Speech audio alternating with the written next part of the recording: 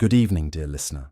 If you enjoy calm history like this, you can also listen on Spotify or explore history audiobooks on Audible. Both are linked in the description for you. Tonight we step into Shoes Worn Thin by Desperate Necessity, into a world where every sunrise brings fresh terror and every sunset counts as victory. You are no longer yourself. You are Marguerite, a 32-year-old mother in the year 1348, and your 3 children depend entirely on your wits, your strength, and your unbreakable will to survive. The cock hasn't even crowed when you feel the familiar weight of dread settling across your chest like a stone. Your eyes open to complete darkness, but your body already knows the rhythm. Agnes, your youngest at barely 3 years old, is whimpering beside you on the straw mattress that serves as your family's bed. Her small body burns with fever, and you know without looking that the rash has spread further across her neck. Your hand moves instinctively to her forehead, and the heat radiating from her skin sends ice through your veins. This is how it starts. This is how the Black Death announces its arrival in your home, just as it has in countless others throughout your village. But you are not countless others. You are a mother, and surrender is not written in your vocabulary. Thomas, your middle child at 7 years old, stirs beside his sister. His breathing is laboured, and you can hear the wet rattle in his chest that appeared 2 days ago. Your eldest, Marie at 10, sleeps fitfully near the wall, her face pale but mercifully cool to the touch. 3 children, 3 souls depending on you to work miracles with nothing but determination and whatever scraps of knowledge you can piece together from whispered conversations with other desperate mothers. You rise before dawn, because dawn waits for no one, and neither does death. The dirt floor is cold beneath your bare feet, and the single room that houses your entire family feels smaller each day, as if the walls themselves are closing in with the weight of your fears. Your husband disappeared 3 weeks ago, swept away by the same sickness that now threatens your babies. There was no time for proper mourning, no luxury of grief. Survival demands every moment of your attention. The fire died during the night, as it always does, and you must rebuild it with hands that shake from exhaustion and terror. The kindling is damp from yesterday's rain that leaked through the thatched roof. But you work patiently, methodically, because patience is the only tool you have left. 1 spark, 2 sparks. Finally, blessed warmth begins to spread through the room. Water is your first priority, always. The well at the centre of the village has been poisoned, they say, contaminated by the same evil that carries sickness from house to house. But the stream beyond the mill still runs clear, and you must reach it before the other mothers claim what little clean water remains. You wrap your shawl tighter around your shoulders and slip into the pre-dawn darkness, leaving your children sleeping under every blanket you own. The village streets tell stories of horror that daylight mercifully conceals. Bodies lie where they fell, covered hastily with whatever cloth their families could spare. The baker's shop stands empty, its owner carried away by fever just yesterday. The blacksmith's forge has been cold for a week, yet you walk these streets because you must, because your children need you to transform terror into action, despair into determination. At the stream you encounter Margaret from the house near the church. Her eyes are hollow with the same exhaustion that weighs down your own soul. She has lost 2 children already, and her remaining daughter grows weaker each day. You exchange no words, but you share the universal language of mothers in crisis. You help each other fill your vessels with precious water, and you both pretend not to notice the tears that fall silently into the stream. Returning home, you find Agnes awake and calling for you in a voice so small it breaks your heart into pieces you cannot afford to feel. Her fever has climbed higher, and the rash now covers her arms, like angry red flowers blooming under her skin.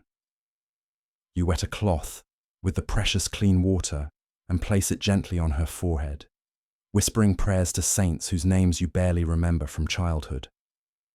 Thomas sits up slowly, his young face etched with confusion and fear. He understands enough to know that something terrible is happening, but not enough to comprehend the magnitude of the threat surrounding your family. You force your voice to remain calm, steady, reassuring, even as panic claws at your throat like a living thing. Food has become an impossible puzzle with pieces that never quite fit together. The grain stores were exhausted weeks ago, and the remaining merchants demand prices that mock your empty purse. But children must eat, especially sick children whose bodies fight battles that would fell grown men.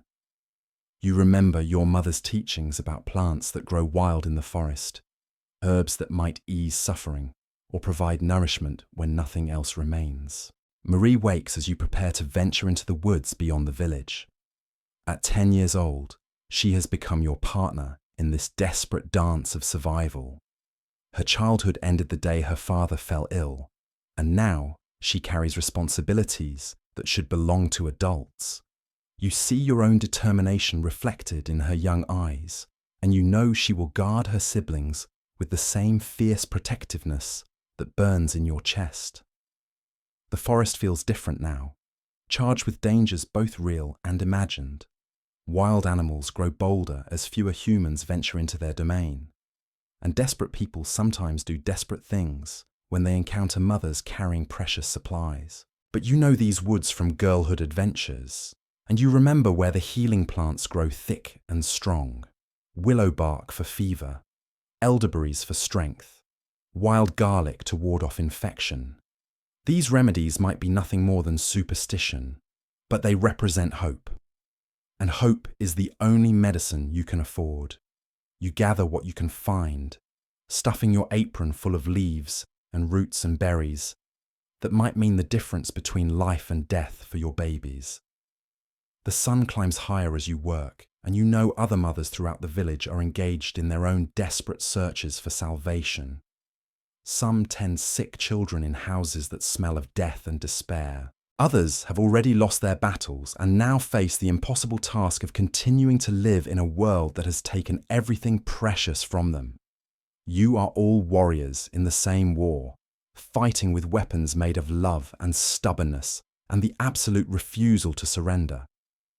Returning home, you find Thomas trying to comfort his little sister, his small hands smoothing her hair with a gentleness that makes your heart ache. Children should not have to face such horrors, should not have to watch their siblings suffer, should not have to understand that the adults who are supposed to protect them are just as frightened and helpless as they are. You brew tea from the willow bark, sweetening it with the last precious drops of honey hidden in your stores. Agnes drinks reluctantly, her small face screwing up at the bitter taste, but she trusts you completely, absolutely, with the blind faith that children give their mothers. That trust feels heavier than stone across your shoulders because you know how fragile your power really is, how little you can actually do against forces so much larger than yourself. The afternoon brings visitors that you both dread and desperately need. Other mothers from the village, women who have become your closest allies in this fight for survival. You share information in hushed tones, comparing symptoms, exchanging remedies, offering what comfort you can to those whose children have grown worse since yesterday. Sarah from the house near the mill has tried everything she can think of for her son's fever, but nothing seems to help. Elizabeth, whose husband was a merchant before the sickness came, still has some coin hidden away, but there are no healers left to pay, no medicines left to buy. You are all educated now in ways no mother should ever have to learn, experts in symptoms and treatments that textbooks have never been written about. Marie helps you tend to Agnes, while the other mothers share their stories of small victories and devastating defeats. She changes her sister's cloth with hands that should be playing with dolls, and she whispers lullabies in a voice that trembles with the weight of responsibilities no child should carry. But she does carry them, because love makes warriors of us all, regardless of age. Evening approaches with the weight of another day survived, but survival feels different when measured in hours instead of years. Agnes seems slightly cooler, or perhaps that is merely wishful thinking disguised as medical observation. Thomas has eaten a small portion of the thin gruel you managed to prepare from your dwindling supplies. Marie remains strong, your anchor in storms that threaten to sweep away everything you hold precious. You check and double-check your children throughout the night, measuring their breathing, monitoring their temperatures, adjusting blankets and cloths, and positioning with the precision of someone who understands that details can mean everything. Sleep comes in fragments between these vigilant watches, and your dreams are filled with visions of healthy children running through fields that exist only in memory. This is your reality now, this endless cycle of fear and hope and desperate action repeated day after day without promise of resolution. You are no longer the woman you were before sickness came to steal your world away. You have been transformed into something harder, more focused, stripped down to the essential core of what it means to be a mother when everything else has been taken away. Tomorrow will bring fresh challenges, new fears, different battles in the same war you fight every single day. But tonight, your children still breathe. Tonight, they still call your name when darkness frightens them. Tonight, you have not yet failed in the most important task ever given to any human being. You are Marguerite, and you are not finished fighting. The first grey light of dawn creeps through the gaps in your thatched roof, and with it comes the sound that has haunted your sleep for weeks. Agnes is coughing again, that wet, desperate sound that turns your blood to ice water. You know this cough. You have heard it echoing through the village streets, drifting from houses where mothers just like you wage the same impossible battle against an enemy they cannot see or understand. Your feet hit the cold dirt floor before your mind has fully awakened, muscle memory guiding you through movements that have become as natural as breathing. Check Agnes first. Her forehead burns like a coal pulled fresh from the fire, but she is breathing. She is still breathing. That counts as victory in this new world where victories are measured in heartbeats and exhaled breaths. Thomas stirs as you move past him, his 7-year-old body curled protectively around a wooden toy horse that his father carved before the sickness took him away. The toy is one of the few remaining connections to the life you lived before, when your biggest worry was whether the harvest would be sufficient and if Thomas would outgrow his shoes before winter arrived. Now you would trade every memory of that peaceful existence for one day when your children's eyes shine with health instead of fever. Marie sits up without prompting, her 10-year-old face already alert and ready for whatever horrors this new day might bring. She has learned to read your expressions with the skill of someone whose survival depends on understanding unspoken truths. When she sees you checking Agnes with hands that linger just a moment too long on her forehead, Marie's jaw sets with determination that mirrors your own. The water bucket sits empty beside the door, a wooden reminder that your first task begins before the sun fully rises. The stream beyond the village demands a journey through streets littered with evidence of battles lost by other mothers who fought the same war you continue fighting. But clean water means everything when fever burns through small bodies like wildfire consuming dry wood. You wrap your heaviest shawl around shoulders that have grown sharp with hunger and stress. Food has become a luxury reserved for your children, and you survive on scraps and determination and the absolute refusal to consider any alternative to victory. Your stomach protests its emptiness, but you ignore its complaints, the same way you ignore the exhaustion that weighs down your bones like chains. The door creaks as you slip into the morning darkness, leaving behind the sound of your children's laboured breathing and carrying with you the weight of their absolute dependence. Every step away from them feels like betrayal, but every step toward the stream represents hope made manifest through action. This is the paradox of motherhood in times of crisis. You must leave them to save them. The village reveals its wounds more clearly in the growing light. The cooper's workshop stands silent, its owner buried 3 days ago, beside his wife and infant son. The tavern where merchants once gathered to trade stories and coin now serves as an impromptu hospital where the few remaining healthy adults tend to neighbours who have no family left to care for them. Margaret appears at your shoulder like a ghost materialising from the morning mist. Her presence both comforts and terrifies you because she represents the future you might face if your own battles end in defeat. She has buried 3 children in the past month, but she continues moving through each day with mechanical precision, helping other mothers fight wars she has already lost. Together you walk the muddy path toward the stream, 2 women bound by shared understanding of impossible choices and devastating losses. Neither speaks because words have become inadequate for expressing the depth of fear and love and desperate hope that drives you both forward despite overwhelming odds. The stream runs clear and cold, untouched by the corruption that has poisoned wells throughout the region. You fill your bucket with water that might as well be liquid salvation, precious beyond gold or jewels or any treasure that existed in your previous life. Margaret helps you lift the heavy vessel, and you return the favour. 2 mothers sharing burdens too great for any individual to bear alone. Walking back through streets that grow more desolate each day, you encounter Father Benedict emerging from the church where he has spent the night, administering last rites to parishioners whose families could no longer care for them. His face carries the weight of countless confessions from parents begging forgiveness for children they could not save, and his eyes hold shadows that speak of faith tested beyond human endurance. He nods silently as you pass, offering a blessing with hands that shake from exhaustion and grief. You accept his gesture gratefully because hope arrives in many forms, and you have learned to recognize every possible source of strength.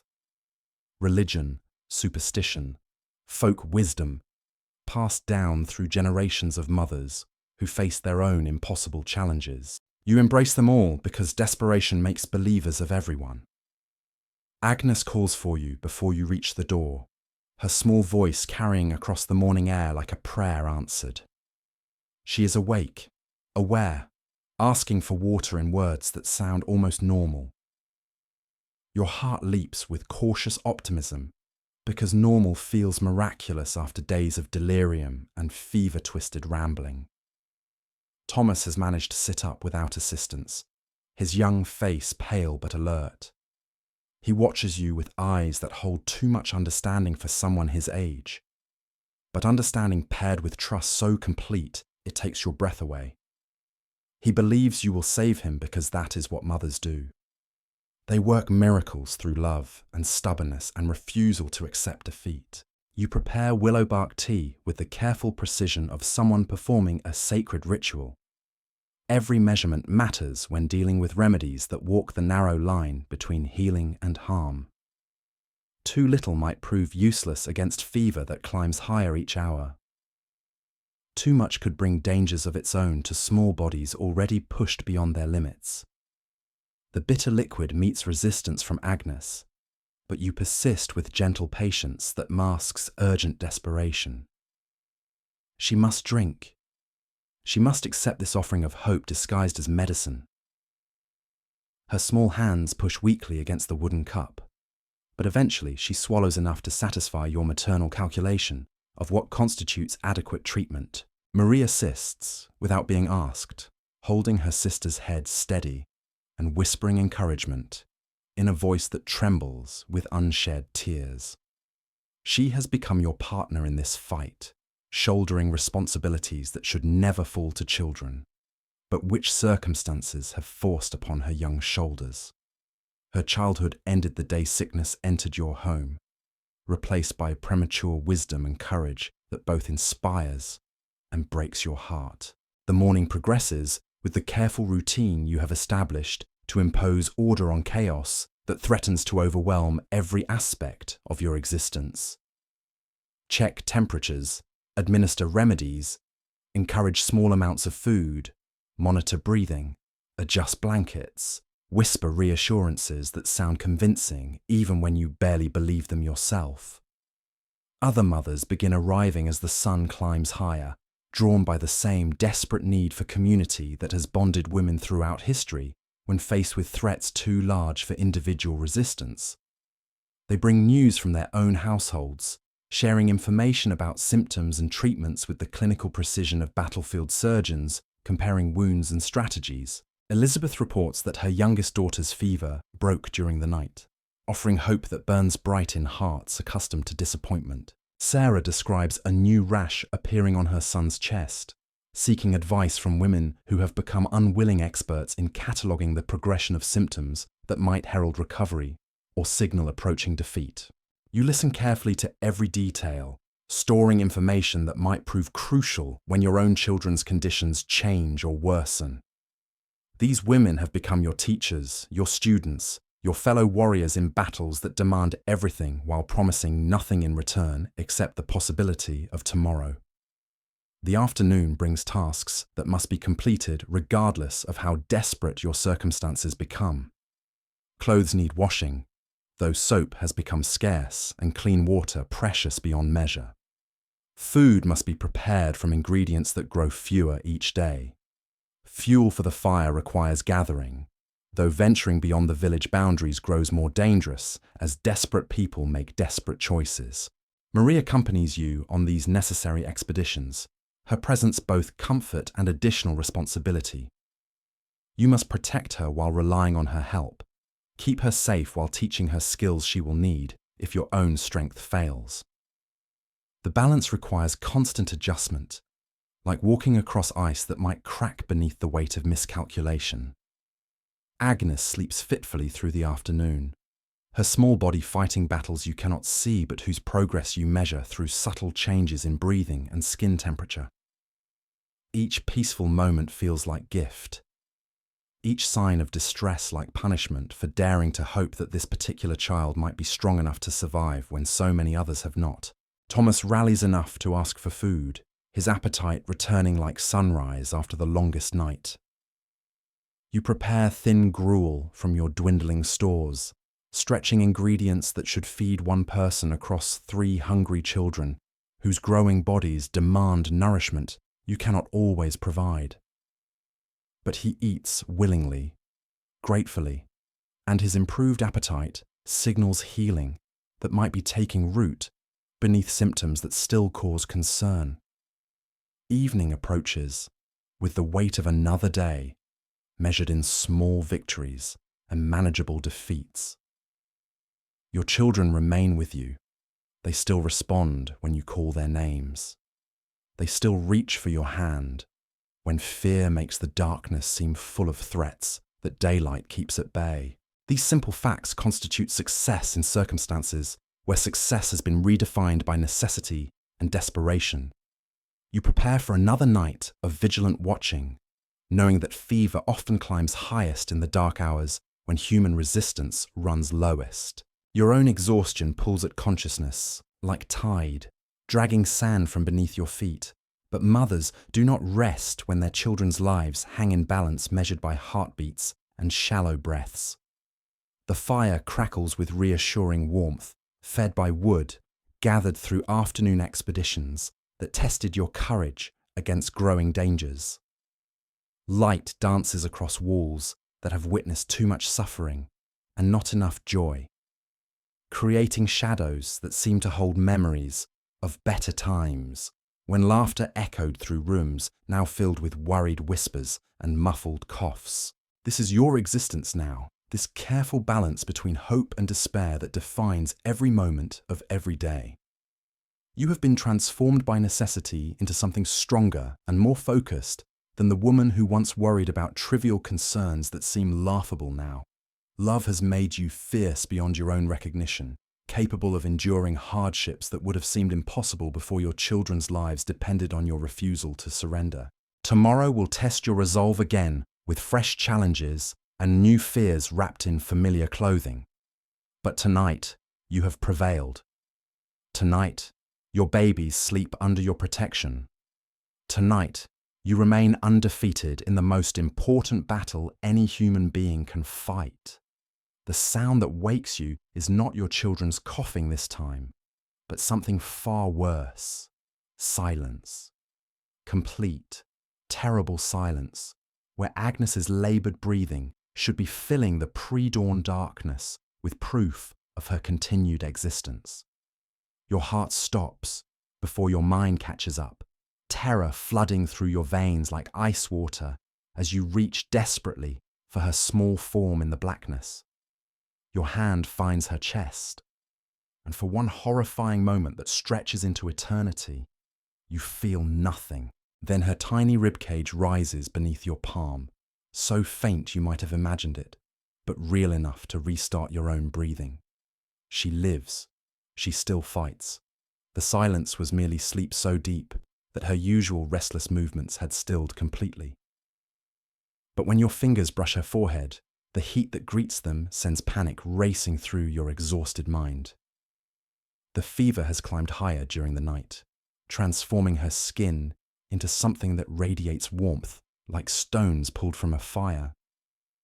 This is the pattern you have learned to dread. The false peace before the final battle begins in earnest.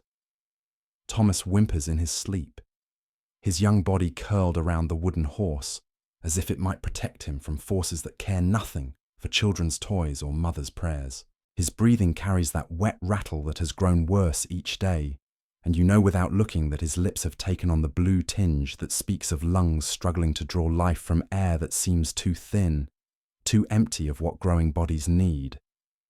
Marie stirs as you rise from the straw mattress, her internal alarm system responding to changes in your movement that signal new crisis approaching.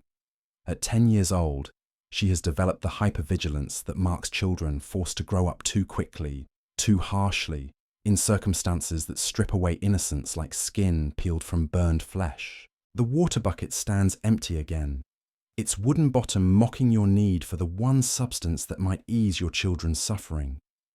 But the stream lies beyond streets that have grown more dangerous each day, as desperation drives neighbours to choices they never imagined making.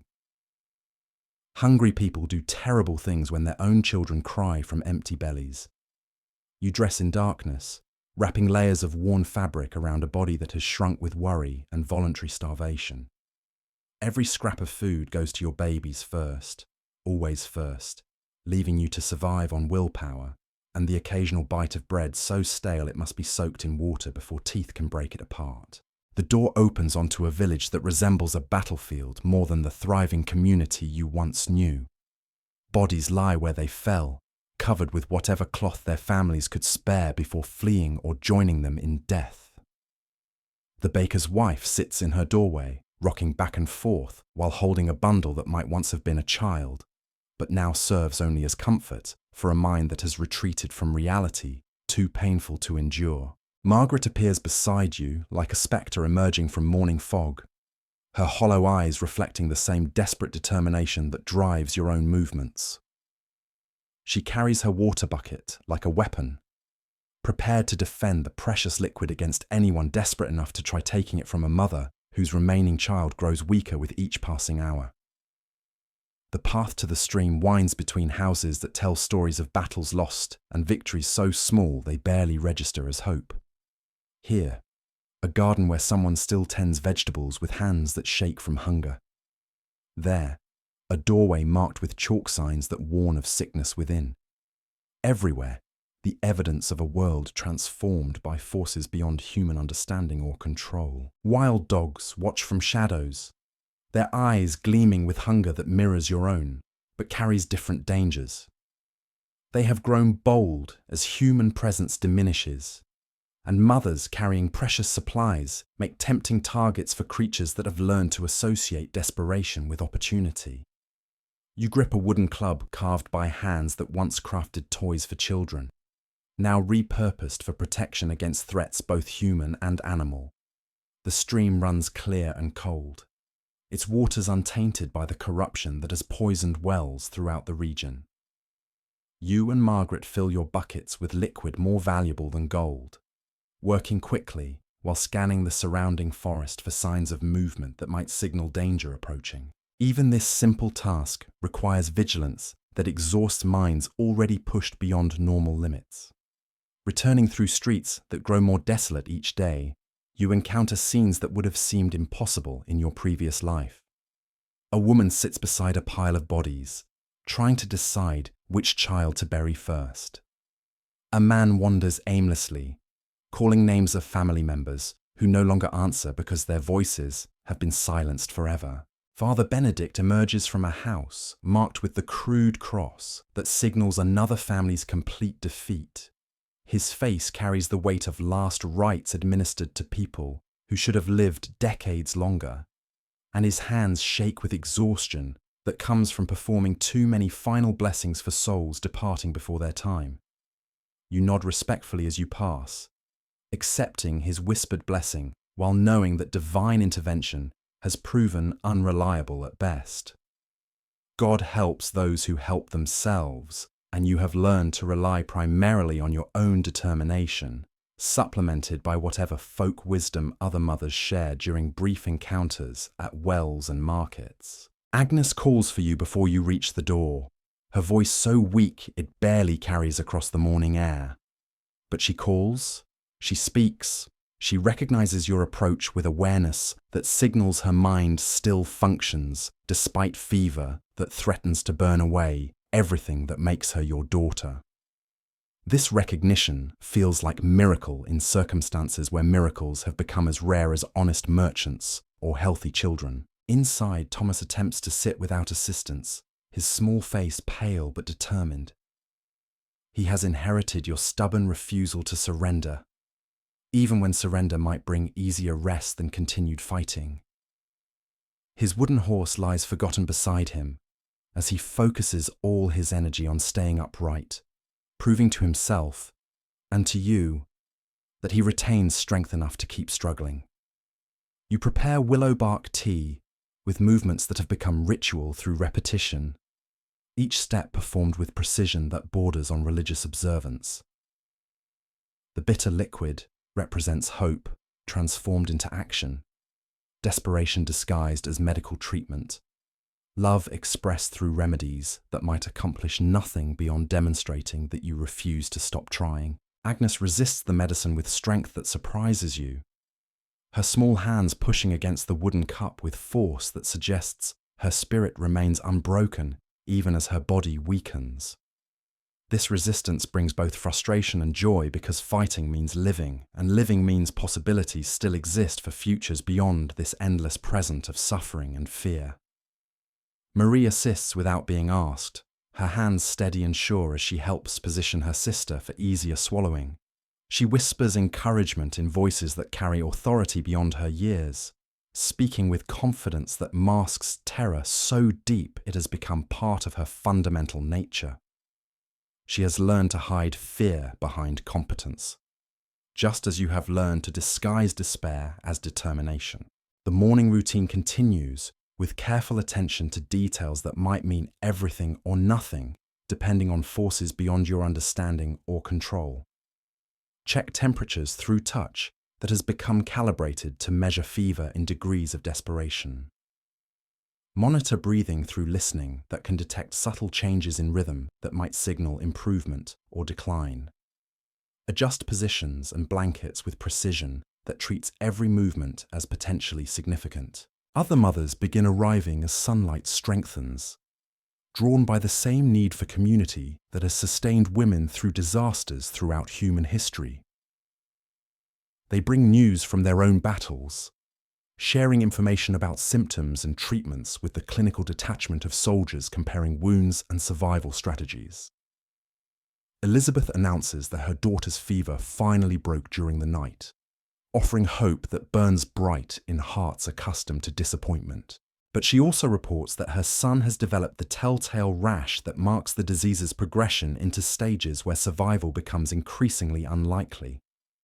Victory and defeat intertwined like threads in cloth woven from equal parts joy and sorrow. Sarah describes new symptoms appearing in her youngest child, seeking advice from women who have become unwilling experts in cataloguing the progression of illness that might herald recovery or signal approaching surrender. Her voice carries the careful control of someone who has learned that emotional displays accomplish nothing while practical information might save lives. you listen carefully to every detail, storing knowledge that might prove crucial when your own children's conditions change or worsen. These conversations serve as both education and support group, bringing together women who understand each other's fears without need for lengthy explanations or justifications for choices that might seem incomprehensible to those who have never faced similar circumstances. The afternoon demands attention to tasks that cannot be delayed, regardless of how desperate your situation becomes.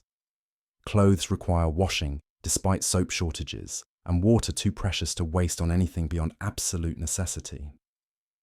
Food must be prepared from ingredients that dwindle daily, while prices climb beyond reach of purses emptied by circumstances that have eliminated normal sources of income. Fuel for the fire needs gathering, though venturing beyond village boundaries grows more dangerous as social order breaks down and desperate people make choices they never imagined considering.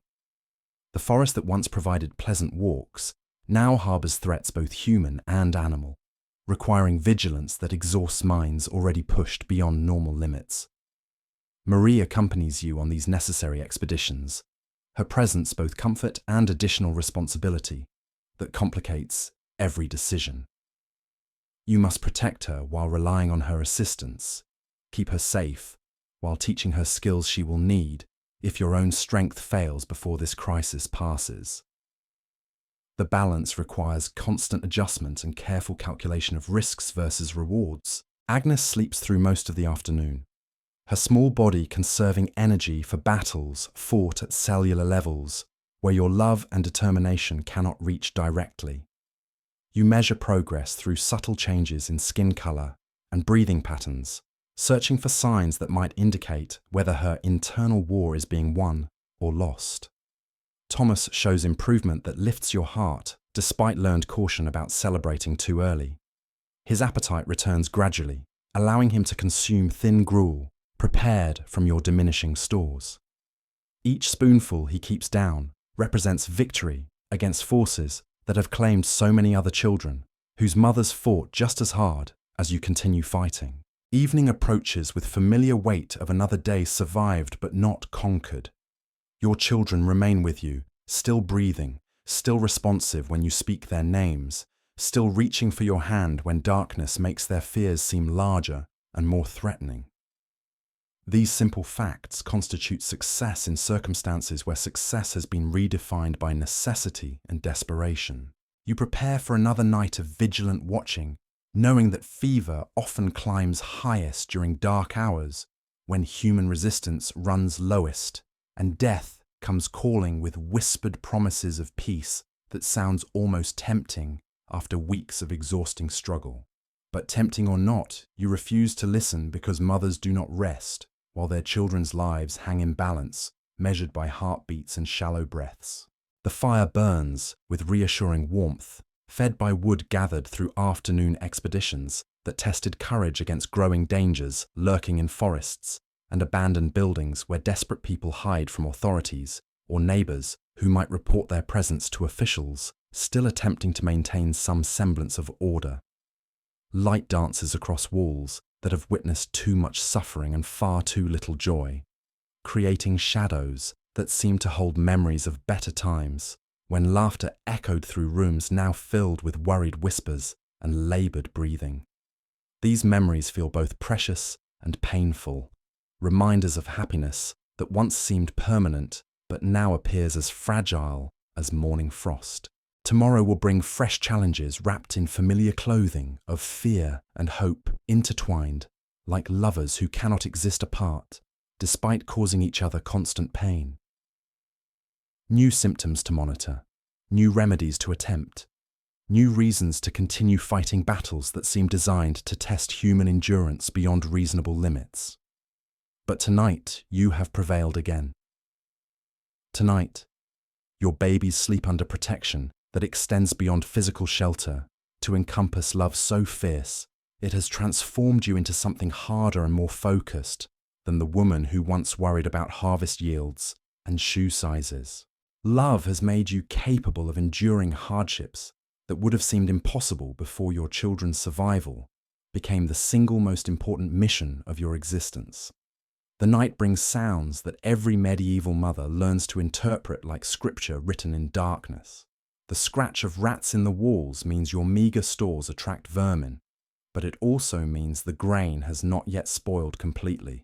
The distant howling of wolves reminds you that predators circle closer to human settlements as easier prey disappears, but their voices also mask the approach of desperate neighbours who might covet whatever supplies you have managed to hoard. Agnes stirs restlessly beside you, her small body radiating heat that seems to pulse with each laboured heartbeat. You place your ear close to her chest, listening for changes in the rhythm that has become as familiar as your own pulse. The wet sound in her lungs has deepened, taking on qualities that remind you of water sloshing in a partially filled bucket. This is not improvement. Thomas coughs in his sleep, a sound so violent it shakes his entire frame and jerks him into brief wakefulness before exhaustion drags him back into unconsciousness. When he coughs, you see specks of darkness on his lips that might be blood or might be shadows cast by firelight that flickers with each draught that seeps through gaps in your walls. Marie lies still as death, but her breathing remains steady and clear.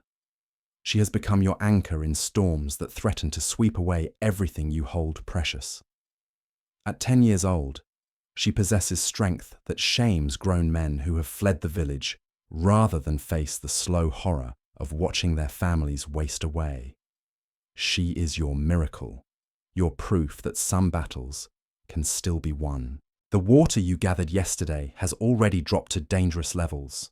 3 sick children require constant hydration, but each trip to the stream becomes more treacherous as social order continues its relentless collapse. Yesterday you encountered 2 women fighting over a single bucket of water, clawing at each other with fingernails, while their children watched from doorways with eyes that held no surprise at such desperate displays. You know you must venture out again before sunrise, but leaving your children unguarded feels like abandoning soldiers in the middle of battle. Marie is strong, but she is still a child. What if Agnes takes a turn for the worse while you are gone? What if Thomas stops breathing and needs immediate attention? What if strangers enter your home seeking shelter or supplies or worse? These questions circle through your mind like vultures waiting for weakness to reveal itself.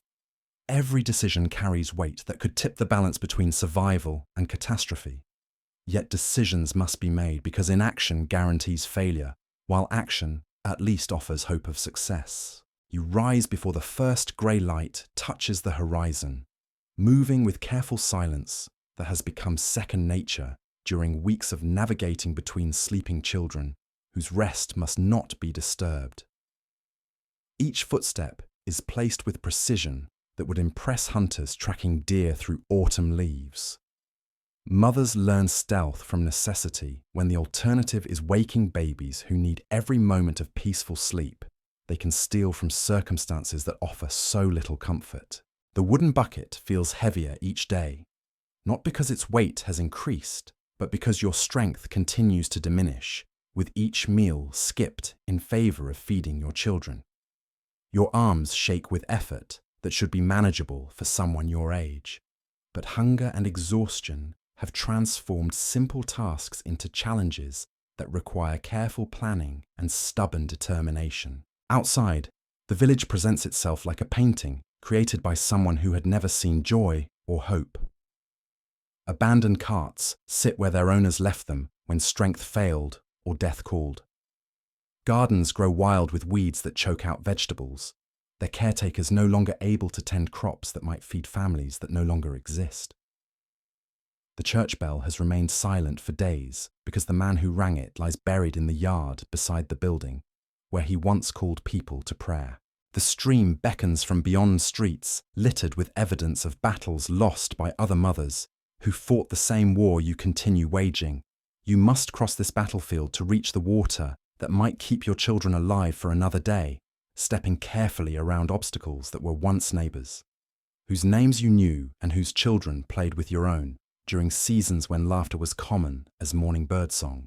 Margaret appears at your side without warning, her presence both comfort and reminder of futures you refuse to contemplate. She has learned to move like smoke, visible when she chooses to be seen, but otherwise blending into shadows that seem to welcome those who have nothing left to lose.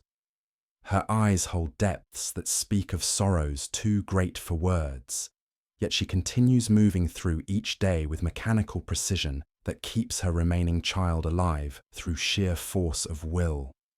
Together you walk toward water that represents life distilled into its purest form. Neither speaks because conversation requires energy better saved for tasks that directly impact your children's survival. But your shared silence contains communication that runs deeper than words, understanding that flows between women who recognize themselves in each other's desperate determination.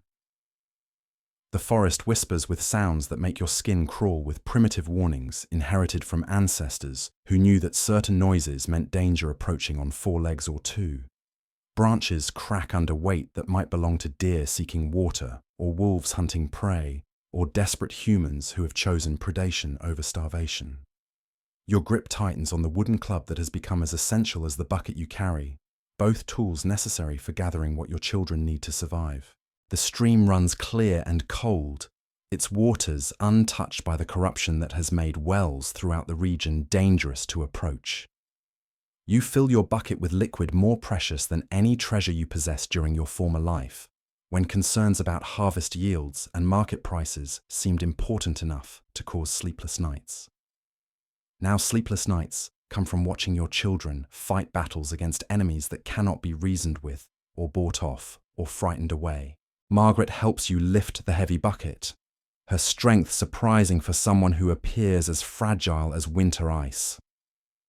But appearances deceive when desperation transforms ordinary women into creatures capable of feats that would have seemed impossible during peaceful times. Mothers discover reserves of power that exist only when their children's lives depend on finding strength beyond normal human limits. The return journey requires vigilance that exhausts minds already pushed beyond reasonable endurance. Every shadow might conceal threats. Every sound might signal danger approaching. Every moment of inattention might result in consequences too terrible to contemplate. You scan constantly for signs of movement that could indicate predators, human or otherwise, drawn by the scent of weakness that clings to desperate people like perfume made from fear. A group of children appears at the edge of your vision, moving through abandoned houses like ghosts, searching for something they will never find. These are the orphans created by circumstances that have claimed entire families, leaving behind souls too young to understand why their parents stopped breathing, but old enough to know that survival now depends entirely on their own resourcefulness. Some villages have organized care for such children, but yours has lost too many adults to spare energy for orphans when existing families struggle to keep their own members alive. These small wanderers survive by scavenging what others have abandoned, growing wild like weeds that sprout in ruins where gardens once flourished under careful tending. You want to help them, your maternal instincts screaming at the sight of children who need protection and guidance and basic human kindness. But your own babies wait at home with fevers that could spike without warning, and the water you carry represents their best chance of seeing another sun rise. Love makes monsters of us all, forcing choices that reveal how far from civilization we can fall when pushed by circumstances that admit no compromise. Father Benedict emerges from a house marked with symbols that warn of death within, his face carrying expressions that speak of souls departing before their time, and families destroyed by forces beyond human understanding. He nods as you pass, offering blessings with hands that shake from exhaustion and grief that has accumulated beyond his ability to process or release. His presence both comforts and terrifies because priests appear at bedsides when hope has been exhausted and final preparations must be made. You accept his blessing gratefully while praying that his services will not be needed in your home, at least not today, not while your children still draw breath and respond when you speak their names. The familiar weight of your door handle brings relief so intense It makes your knees weak with gratitude for reaching home without incident. Inside, Agnes calls for you with voice so faint it barely disturbs the morning air. But she calls. She recognizes your return. She demonstrates awareness that proves her mind still functions despite fever that threatens to burn away everything that makes her your daughter. Thomas has managed to sit upright without assistance, his pale face showing determination that mirrors your own stubborn refusal to accept defeat. The wooden horse lies forgotten beside him as he focuses all available energy on proving that he retains strength enough to continue fighting battles that would challenge grown men twice his size. You prepare willow bark tea with movements that have acquired the precision of religious ritual through repetition and desperate hope. Each measurement matters when dealing with remedies that walk narrow lines between healing and harm, between helping and hurting small bodies already pushed beyond limits that should never be tested by children so young. Agnes resists the bitter medicine with strength that both frustrates and encourages you, because fighting means living, and living means possibilities still exist for futures beyond this endless present of suffering and fear. Her small hands push against the wooden cup with force that suggests her spirit remains unbroken, even as her body weakens under assault from enemies that cannot be seen or reasoned with. Marie assists without being asked, her competence serving as both blessing and heartbreak, because children should not possess such knowledge of sickness and remedies and the careful calculations required to keep siblings alive when parents lack proper medicines or trained healers to guide their desperate efforts. The morning routine unfolds with careful attention to details that might mean everything or nothing depending on forces beyond your control. Temperature checks through touch that has become calibrated to measure fever in degrees of desperation. Breathing assessment through listening that detects subtle changes in rhythm that could signal improvement or decline. Position adjustments and blanket arrangements with precision that treats every movement as potentially significant. Other mothers begin arriving as sunlight grows stronger, drawn together by needs that transcend normal social boundaries. They bring reports from their own battlefields, sharing information about symptoms and treatments with clinical detachment that would impress military surgeons comparing wounds and survival strategies. Elizabeth arrives with news that her daughter's condition has stabilized, offering hope that burns bright in hearts accustomed to disappointment. But she also describes new symptoms appearing in her son, seeking advice from women who have become unwilling experts in cataloguing disease progression that might herald recovery or signal approaching defeat. Sarah reports that her youngest child has begun eating solid food again after days of refusing nourishment, a development that lifts spirits throughout your small gathering of desperate mothers. But her older daughter has developed complications that require careful monitoring and remedies that might not exist or might be beyond reach of empty purses and depleted supplies. These conversations serve multiple purposes, providing education and emotional support while creating networks of mutual aid that help everyone survive challenges too great for individual resistance. You listen carefully to every detail, storing knowledge that might prove crucial when your own children's conditions change in ways that demand quick responses and informed decisions. The women share more than medical information during these gatherings. They exchange techniques for stretching food supplies that grow smaller each day. They discuss which areas of the village remain relatively safe for gathering fuel or searching for edible plants. They warn each other about dangers encountered during necessary expeditions beyond the relative security of homes that offer protection from some threats while remaining vulnerable to others. Your children sleep through most of these conversations, their bodies conserving energy for battles fought at levels where love and determination cannot reach directly. You measure their progress through subtle changes in skin color, breathing patterns, and responses to stimulation, searching for signs that might indicate whether internal wars are being won or lost. Agnes shows slight improvement in her ability to swallow liquids without choking, a small victory that fills your heart with cautious optimism. Thomas manages to consume thin gruel prepared from your dwindling stores. Each spoonful he retains representing success against forces that have claimed countless other children whose mothers fought just as desperately as you continue fighting. The afternoon demands attention to tasks that cannot be postponed, regardless of how precarious your circumstances become. Washing clothes despite soap shortages, and water too valuable to waste on anything beyond absolute necessity. Preparing meals from ingredients that decrease daily, while nutritional needs remain constant or increase as growing bodies fight diseases that drain energy faster than food can replenish it. Gathering fuel requires venturing beyond village boundaries that have become increasingly dangerous as social order continues its steady dissolution. The forest that once provided pleasant walks now harbours threats both human and animal, creatures driven by hunger or desperation to behaviours that would have been unthinkable during peaceful times. Marie accompanies you on these essential expeditions, her presence serving as both comfort and additional responsibility that complicates every decision you make.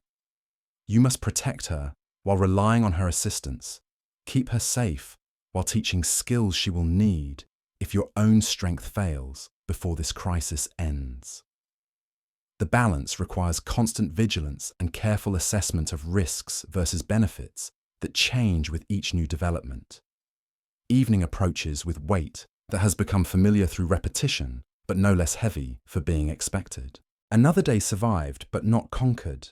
Another 24 hours during which your children remained with you, still breathing, still responsive, still reaching for your hand when darkness makes their fears seem larger and more threatening than daylight allows. These simple facts constitute victory in circumstances where victory has been redefined by necessity and desperation into measurements that would have seemed pathetically small during your former life. Now they represent achievements worth celebrating, proof that love and stubbornness can prevail against odds that favour defeat over triumph. You prepare for another night of vigilant watching, knowing that fever often climbs highest during dark hours when human resistance runs lowest, and death comes calling with whispered promises of peace that sound almost tempting after weeks of exhausting struggle. But tempting or not, you refuse to listen, because mothers do not rest, while their children's lives hang in balance measured by heartbeats and shallow breaths that could stop without warning. The fire burns with warmth that pushes back against cold that seeps through walls, inadequate for keeping out winter or despair. Light dances across surfaces that have witnessed too much suffering and far too little joy, creating shadows that seem to hold memories of times when laughter-filled rooms now occupied by worried whispers and laboured breathing. Tomorrow will test your resolve with fresh challenges disguised as familiar problems, new symptoms to monitor and interpret, new remedies to attempt with ingredients that grow scarcer each day, new reasons to continue fighting battles that seem designed to test human endurance beyond limits that should protect mothers and children from such trials. But tonight, you have prevailed. Tonight, your children sleep under protection that extends beyond physical shelter to encompass love so fierce it has transformed you into something harder and more focused than the woman who once concerned herself with market prices and seasonal preparations. Tonight, you remain undefeated in the most important war any human being can fight, the war for the lives of those who depend entirely on your refusal to surrender. You wake on the fourth day to find Agnes burning with fever so intense that her skin feels like heated metal beneath your trembling fingers. The rash has spread across her entire torso now, angry red welts that mark her small body like some cruel map of suffering. Her breathing comes in shallow gasps that barely lift her chest, and when you call her name, her eyes flutter but fail to focus on your face. Thomas lies beside her in a state that terrifies you more than his sister's obvious distress. He has stopped coughing entirely, his lungs too weak now to expel whatever poison has settled there. His lips carry a blue tinge that speaks of air hunger, of a body slowly forgetting how to sustain itself. When you touch his forehead, his skin feels cool and clammy, as if life itself is retreating from his extremities towards some final stronghold in his core. Only Marie remains strong, but even she shows signs of the exhaustion that has become your constant companion. Her 10-year-old face carries shadows that belong on someone decades older, and her hands shake slightly as she helps you tend to her siblings. She has become your lieutenant in this war against invisible enemies, but lieutenants can fall just as surely as the soldiers they command. The water situation has reached crisis levels. Your bucket holds perhaps enough for one more day if you ration carefully, but rationing means watching your children suffer from thirst while fever burns through their small bodies like wildfire consuming dry timber. The stream calls to you from beyond streets that have grown more dangerous with each passing hour, but leaving Agnes in her current state feels like abandoning a sinking ship. Other mothers no longer visit your home. They have their own battles to fight, their own children to mourn or save, their own impossible choices between competing loyalties and desperate needs. The informal network of mutual support that once sustained your small community has fractured under pressures too great for human bonds to withstand. Margaret stopped appearing at dawn 3 days ago. You learned from whispered conversations that her last remaining child had joined the others in the small cemetery behind the church, leaving her with nothing but grief so profound it drove her to wander the empty streets calling names that would never again be answered by living voices. Father Benedict continues his rounds, but his visits have taken on the quality of final preparations rather than hopeful interventions. Yesterday he lingered at your threshold longer than usual, his eyes measuring your children with the practiced assessment of someone who has learned to recognize when earthly remedies must yield to spiritual ones. The village itself seems to be dying alongside its inhabitants. Roofs sag under the weight of repairs that will never come. Gardens grow wild with weeds that choke out vegetables no one remains healthy enough to harvest. Wells stand abandoned not just because their water has been contaminated, but because too few people remain alive to operate the mechanisms that once brought life-giving liquid to the surface. Wild animals grow bolder each day, venturing into streets that once bustled with human activity, but now offer easy scavenging among abandoned possessions and unburied remains. You have seen wolves padding through the market square at midday, their yellow eyes reflecting an intelligence that seems to understand that this territory now belongs to creatures other than humans. The economic system that once governed daily life has collapsed entirely. Coins hold no value when there is nothing left to purchase. Merchants who survived the initial wave of sickness have fled to regions that might still offer hope of profit and safety. The blacksmith's forge has been cold so long that birds have begun nesting in its chimney. Agnes stirs restlessly as you contemplate these grim realities. Her small voice calling for water in tones so weak they barely disturb the morning air. You give her what little remains in your cup. Watching her throat work to swallow liquid that might as well be distilled hope for all the good it accomplishes against fever that seems determined to burn away everything that makes her your daughter. Thomas opens his eyes when you speak his name, but his gaze holds the distant quality of someone looking at things you cannot see. He tries to smile when he recognizes your face, but the effort exhausts him so completely that he falls back into unconsciousness that might be sleep, or might be something deeper and more permanent. The decision crystallizes in your mind, with sudden clarity that cuts through weeks of uncertainty and desperate improvisation. You must reach the stream today, regardless of risks or consequences. Without fresh water, your children will certainly die. With it, they might live long enough for their small bodies to find strength to continue fighting battles that have already claimed so many other innocents. Marie understands without explanation when you begin preparing for the dangerous journey to the water source. She nods with gravity that breaks your heart while demonstrating courage that makes you proud beyond measure.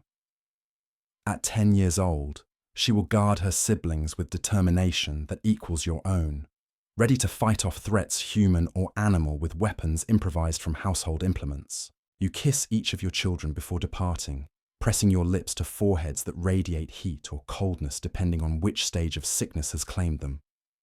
Agnes barely responds to your touch, lost in fever dreams that transport her to places where mothers cannot follow.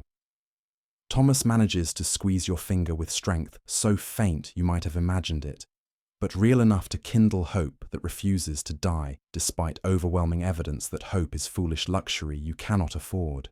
The streets reveal new horrors, with each step toward the forest, where clean water still flows free from corruption that has poisoned everything else in your world. A child sits beside what was once her home, playing with dolls made from sticks and scraps of cloth, while her parents lie motionless in the doorway behind her. She looks up as you pass, her eyes holding the blank expression of someone too young to understand that her games have become the only reality she can safely inhabit. An elderly man staggers through the market square, calling the names of family members who disappeared weeks ago into the growing silence that has swallowed so many voices. His clothes hang loose on a frame that has shrunk with hunger and grief, and his eyes dart constantly as if expecting loved ones to emerge from shadows that hold nothing but emptiness and decay. The church door stands open, revealing rows of makeshift beds where the last surviving residents of your village wait for endings that approach with varying degrees of speed but identical certainty. Father Benedict moves among them like an angel of mercy whose powers extend only to comfort rather than healing, offering final sacraments to souls preparing for journeys beyond earthly suffering. The forest welcomes you with sounds that once seemed peaceful, but now carry undertones of menace that make your skin crawl with primitive warnings. Birds that should be singing morning songs have fallen silent, as if even creatures of the air understand that this world has become too dangerous for expressions of joy or hope. Your wooden club feels inadequate against threats that might emerge from behind any tree or bush, but it represents your only defense against predators who have learned that desperate mothers carrying precious supplies make vulnerable targets. The weight of it in your hand reminds you that survival sometimes requires violence from those who would prefer peace. The stream appears through gaps in the foliage, like a vision of paradise glimpsed from hell, its clear waters flowing with complete indifference to human suffering that has transformed the landscape into something resembling biblical descriptions of divine punishment. You approach cautiously, scanning shadows for movement that might signal danger approaching on feet that have learned to move with predatory silence. Filling your bucket requires kneeling beside water that reflects a face you barely recognize as your own. The woman staring back from the surface has been carved thin by hunger and marked with lines that speak of sorrows too deep for tears. Her eyes hold depths that would frighten the person she was before circumstances stripped away everything except the essential core of maternal determination. The return journey tests every survival instinct you have developed during weeks of navigating between threats, both seen and unseen. Every shadow might conceal enemies, human or animal. Every sound might herald approach of dangers that could end not just your own life, but the lives of children who depend entirely on your successful return with water that represents their only chance of surviving another day. A group of strangers appears at the edge of your vision, moving through abandoned houses with purpose that speaks of organized scavenging rather than random wandering.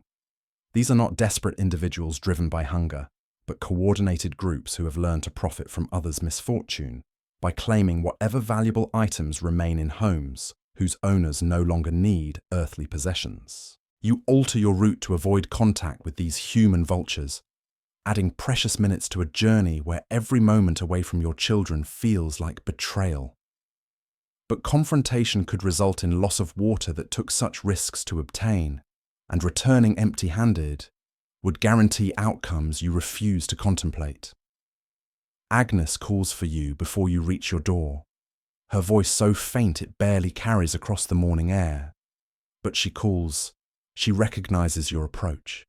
She demonstrates awareness that proves some essential part of her remains present despite fever that threatens to carry her away to places where loving mothers cannot follow or retrieve their babies. Inside, you find Thomas exactly as you left him, neither better nor worse, suspended in that terrible balance between life and death, where the smallest change might tip scales towards survival or surrender. His breathing remains steady but shallow, each inhalation requiring effort that should be automatic for healthy children who have never known that drawing breath could become conscious struggle. Marie reports no significant changes during your absence.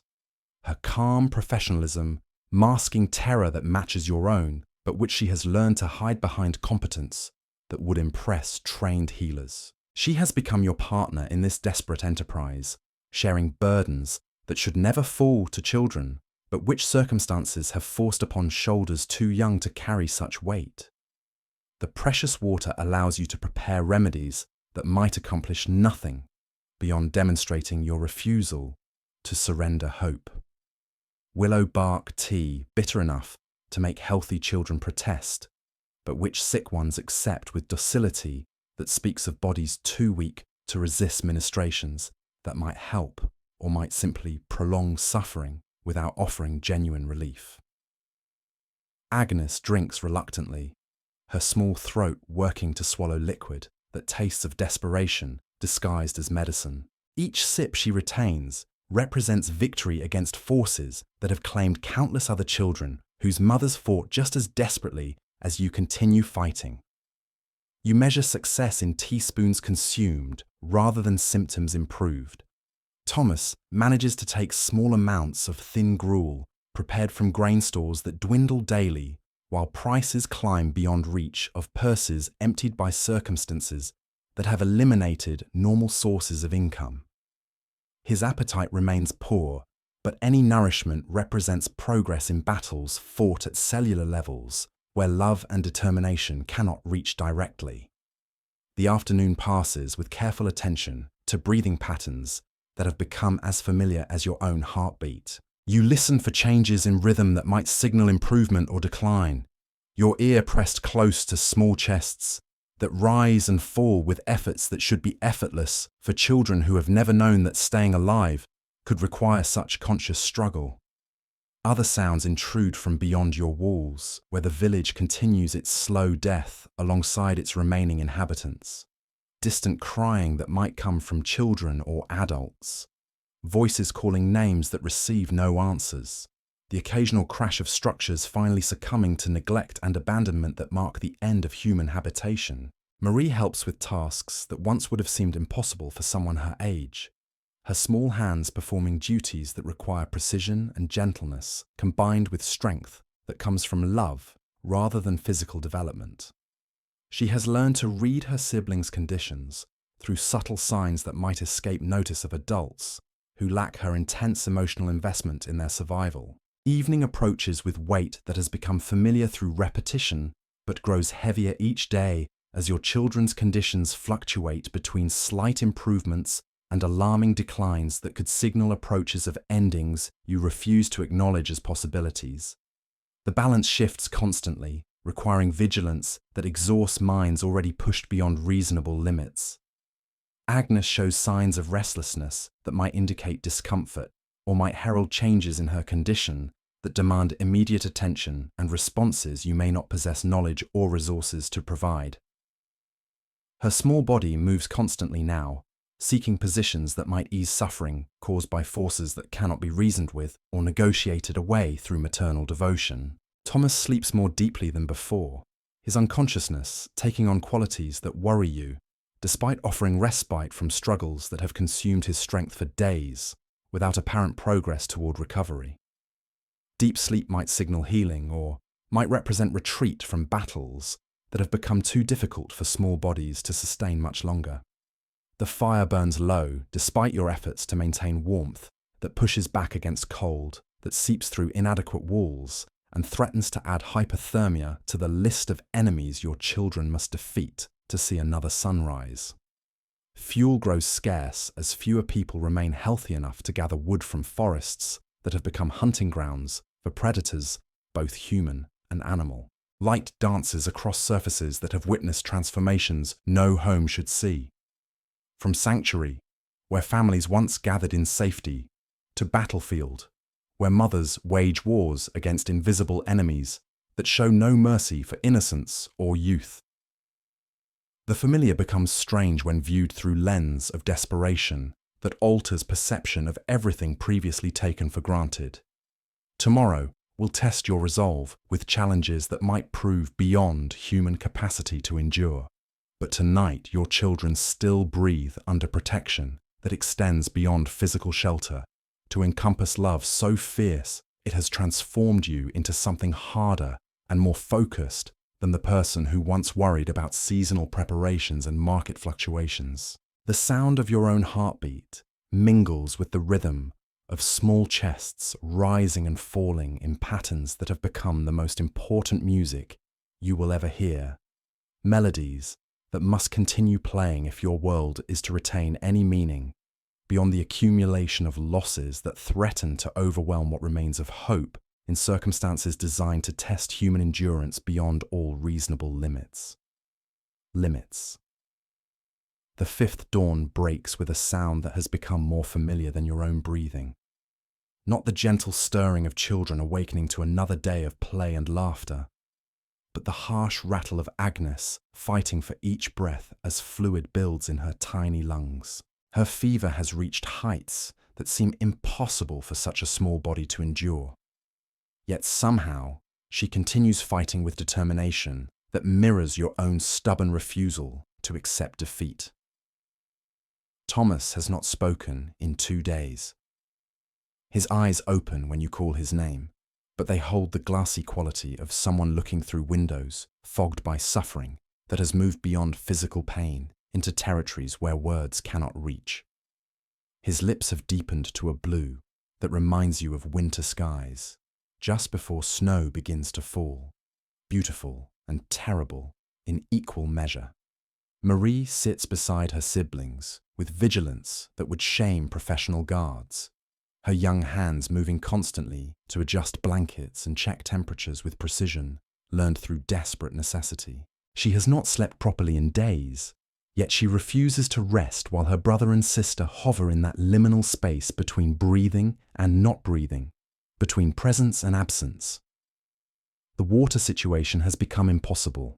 Your bucket sits empty except for a few drops that cling to its wooden bottom like tears shed by furniture that has witnessed too much suffering.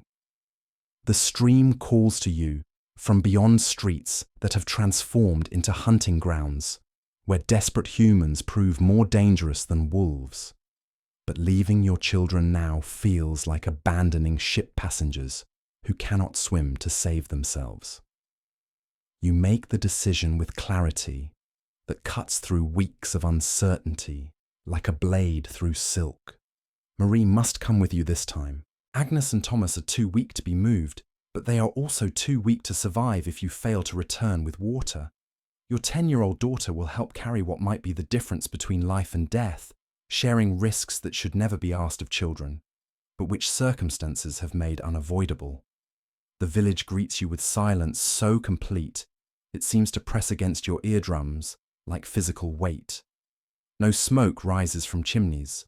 No voices call across courtyards that once bustled with daily commerce and neighbourly conversation. Even the dogs have disappeared, fled or dead or transformed into wild creatures that hunt in packs through streets where their former masters once walked in safety. Bodies lie where they fell, no longer covered by cloth because no one remains strong enough to perform even these basic acts of human dignity. The baker's wife sits propped against her doorframe, her eyes open but seeing nothing, her hands still clutched around a wooden spoon as if death had interrupted her in the middle of stirring soup that would never be eaten. A child wanders past without acknowledging your presence, her attention focused entirely on some internal landscape that offers refuge from realities too harsh for young minds to process. She clutches a doll made from straw and strips of cloth, whispering to it in voices so soft they might be prayers, or might be conversations with imaginary friends who provide comfort that living humans can no longer offer. Marie walks beside you with steps that match your own, her young legs carrying her forward despite exhaustion that should have felled someone twice her age. She carries a second bucket, its weight insignificant compared to the responsibility that rests across her shoulders, like a cloak woven from desperation and love in equal measure. The forest has changed since your last visit, transformed by absence of human presence from managed woodland into something wilder and more threatening. Trees that once provided pleasant shade now loom overhead like giants frozen in attitudes of menace. Underbrush that once rustled with small creatures now whispers with sounds that make primitive warnings crawl up your spine like insects seeking warmth. Predators have learned that humans no longer pose threats worth avoiding. Fresh tracks mark the muddy path, paw prints large enough to belong to wolves that have grown bold through hunger and opportunity. You grip your wooden club with hands that know its weight and balance, prepared to defend your daughter against creatures that view desperate mothers as prey rather than fellow beings deserving of respect or mercy. The stream appears through gaps in foliage, like salvation glimpsed through cathedral windows, its clear waters flowing with complete indifference to human suffering that has transformed the surrounding landscape into something resembling descriptions of purgatory found in religious texts. You approach with caution learned through weeks of survival in circumstances that punish carelessness with death. Marie kneels beside you at water's edge, her small hands steady as she helps fill buckets with liquid more precious than any treasure you possessed during your former life, when concerns about harvest yields and market prices seemed worthy of sleepless nights. Now sleepless nights come from watching children fight battles against enemies that cannot be seen or reasoned with, or frightened away through maternal devotion. The return journey requires vigilance that exhausts minds already pushed beyond reasonable endurance. Every shadow might conceal threats both human and animal. Every sound might herald approach of dangers that could end not just your lives, but the lives of children who depend entirely on your successful navigation through territories that have become hunting grounds for creatures driven by hunger or desperation to behaviors unthinkable during peaceful times. A group of figures emerges from behind ruined buildings, their movements coordinated in ways that speak of organized predation rather than random scavenging. These are not desperate individuals driven by hunger, but calculating humans who have learned to profit from others' misfortune by taking whatever valuable items remain when owners no longer possess strength to defend their possessions. You alter course immediately, pulling Marie deeper into forest shadows that offer concealment at the cost of exposing you to different dangers. Wild animals hunt in these darker spaces, but animals kill quickly for food, while desperate humans might prolong suffering for entertainment or simple cruelty born from circumstances that have stripped away civilized behavior along with everything else that once defined human society. The detour adds precious minutes to a journey where every moment away from Agnes and Thomas feels like betrayal of trust, so complete it should be impossible for children to place in adults who possess so little power to protect them from forces that care nothing for innocence or youth, or the absolute faith that babies place in mothers who promise safety they cannot deliver. Agnes calls for you before you reach your door, her voice carrying across morning air with volume that surprises you after days of whispers so faint they barely disturb the silence that has settled over your home like blanket woven from sorrow and desperation. She calls. She recognizes your approach. She demonstrates awareness that proves essential parts of her remain present, despite fever that threatens to transport her beyond reach of loving hands. Inside, you find Thomas exactly as you left him, suspended in that terrible balance where the smallest change might tip scales toward survival or surrender. His breathing continues with mechanical regularity that offers neither hope nor despair, each inhalation requiring effort that should be automatic for healthy children who have never known that staying alive could become conscious struggle, demanding constant attention.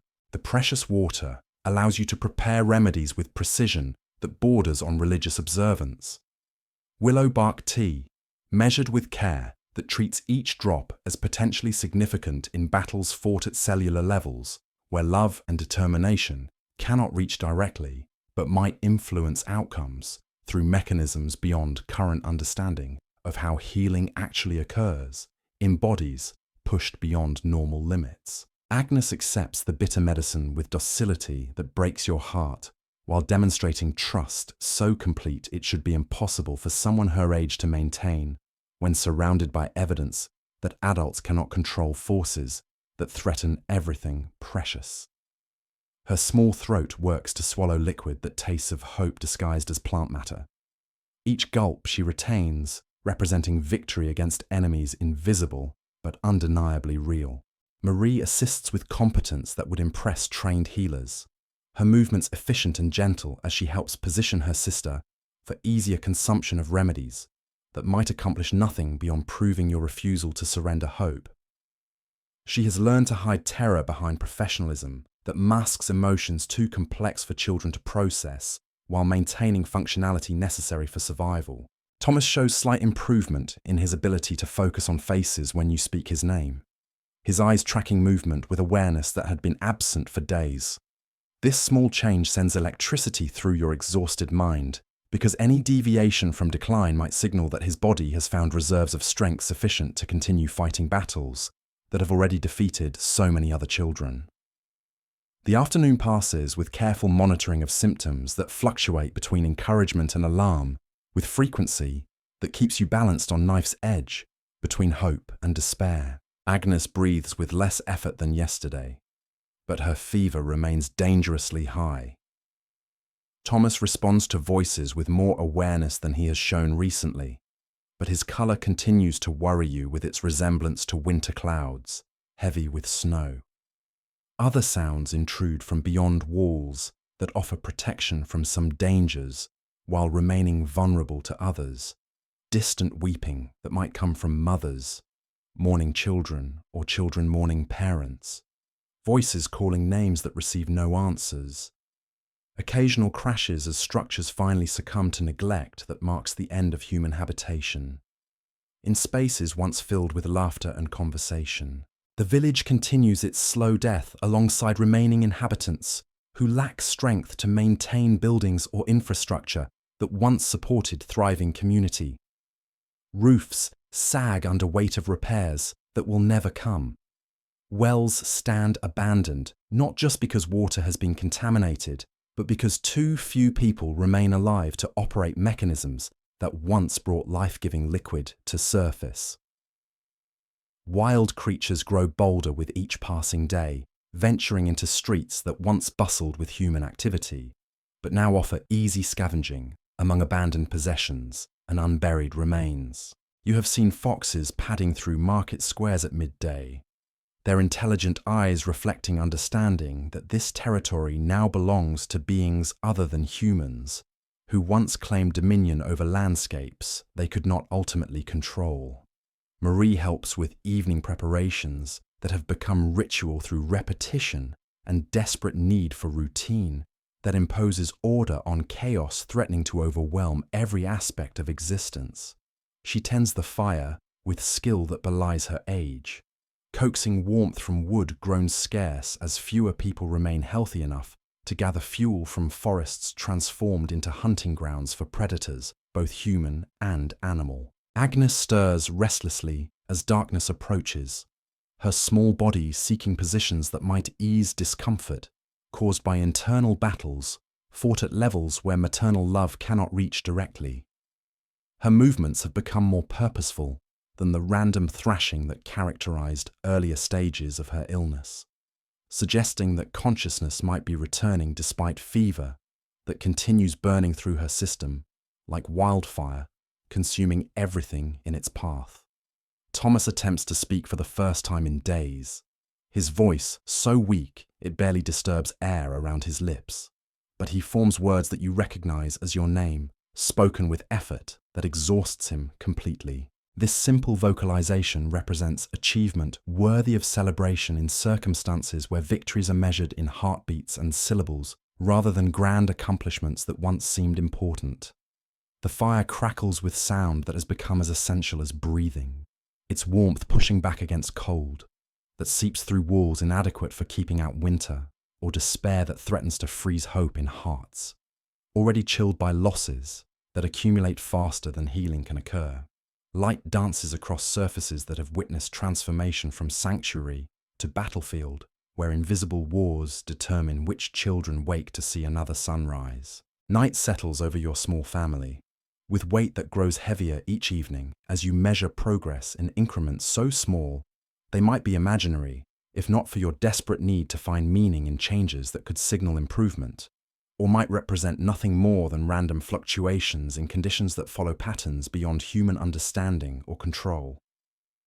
You position yourself between your children and whatever dangers might emerge from darkness that has learned to hide threats, both supernatural and mundane. Your body becomes shield and weapon simultaneously, prepared to fight with strength, drawn from love so fierce it has transformed you into a creature capable of feats that would have seemed impossible during peaceful times when physical courage was theoretical rather than practical necessity. The sound of small chests rising and falling creates rhythm that has become more familiar than your own pulse. Music that must continue playing if your world is to retain meaning beyond accumulation of sorrows that threaten to overwhelm what remains of hope in hearts designed for joy, but forced to survive on determination and stubborn refusal to acknowledge defeat as possibility worth considering. Marie sleeps fitfully beside her siblings, her young body finally succumbing to exhaustion that has been held at bay through sheer force of will and responsibility that should never fall to children, but which circumstances have made unavoidable. Even in sleep, her hands reach toward Agnes and Thomas as if her unconscious mind continues the vigilant protection that has become her primary purpose in existence. Tomorrow will bring challenges that might test human endurance beyond breaking points that should protect mothers and children from trials designed by forces that show no mercy for innocence or youth or absolute faith that families place in bonds stronger than death itself. New symptoms to interpret, new remedies to attempt, new reasons to continue fighting wars that seem intended to determine which souls possess sufficient courage to earn survival. But tonight, your children breathe under protection that extends beyond physical shelter to encompass love that has been refined by suffering into something harder and more focused than emotion experienced during comfortable times when threats were theoretical rather than immediate and constant. Tonight you remain undefeated in battles that define the difference between mere existence and life, worth preserving against odds that favor surrender over stubborn hope. The sixth dawn arrives without fanfare, announced only by gradual lightening of sky visible through gaps in thatch that has begun to fail under weight of repairs, postponed too long by circumstances that demand attention for more urgent matters than roof maintenance. Agnes breathes with rhythm that seems steadier than yesterday, though fever continues burning through her small frame, with intensity that makes her skin radiate heat like stones pulled from fire. Thomas opens his eyes when you call his name, focusing on your face with clarity that has been absent for days. This simple act of recognition sends hope coursing through your exhausted mind, because awareness signals that essential parts of him remain present, despite illness that has claimed so many other children whose mothers fought with equal desperation, but less fortunate outcomes. The water you gathered yesterday has already dropped to levels that demand another dangerous journey to the stream.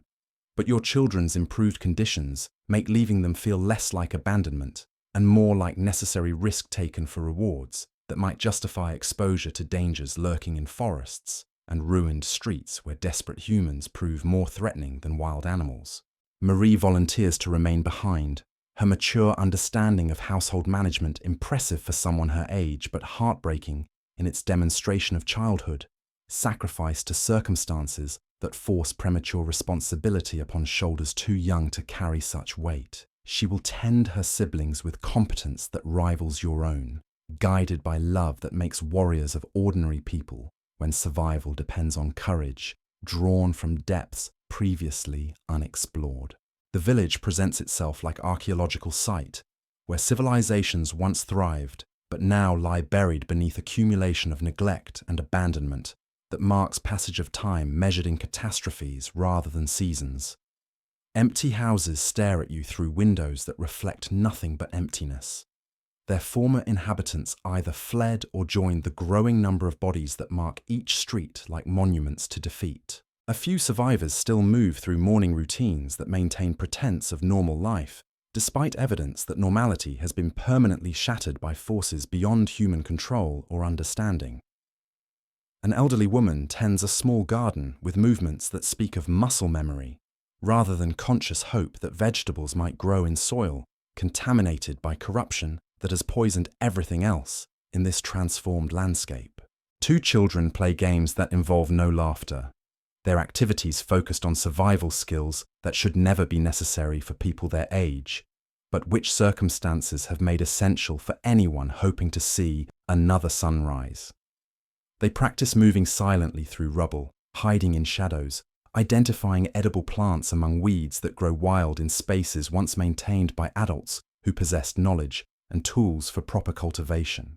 The forest welcomes you with sounds that have become familiar through repetition, but no less ominous for being expected.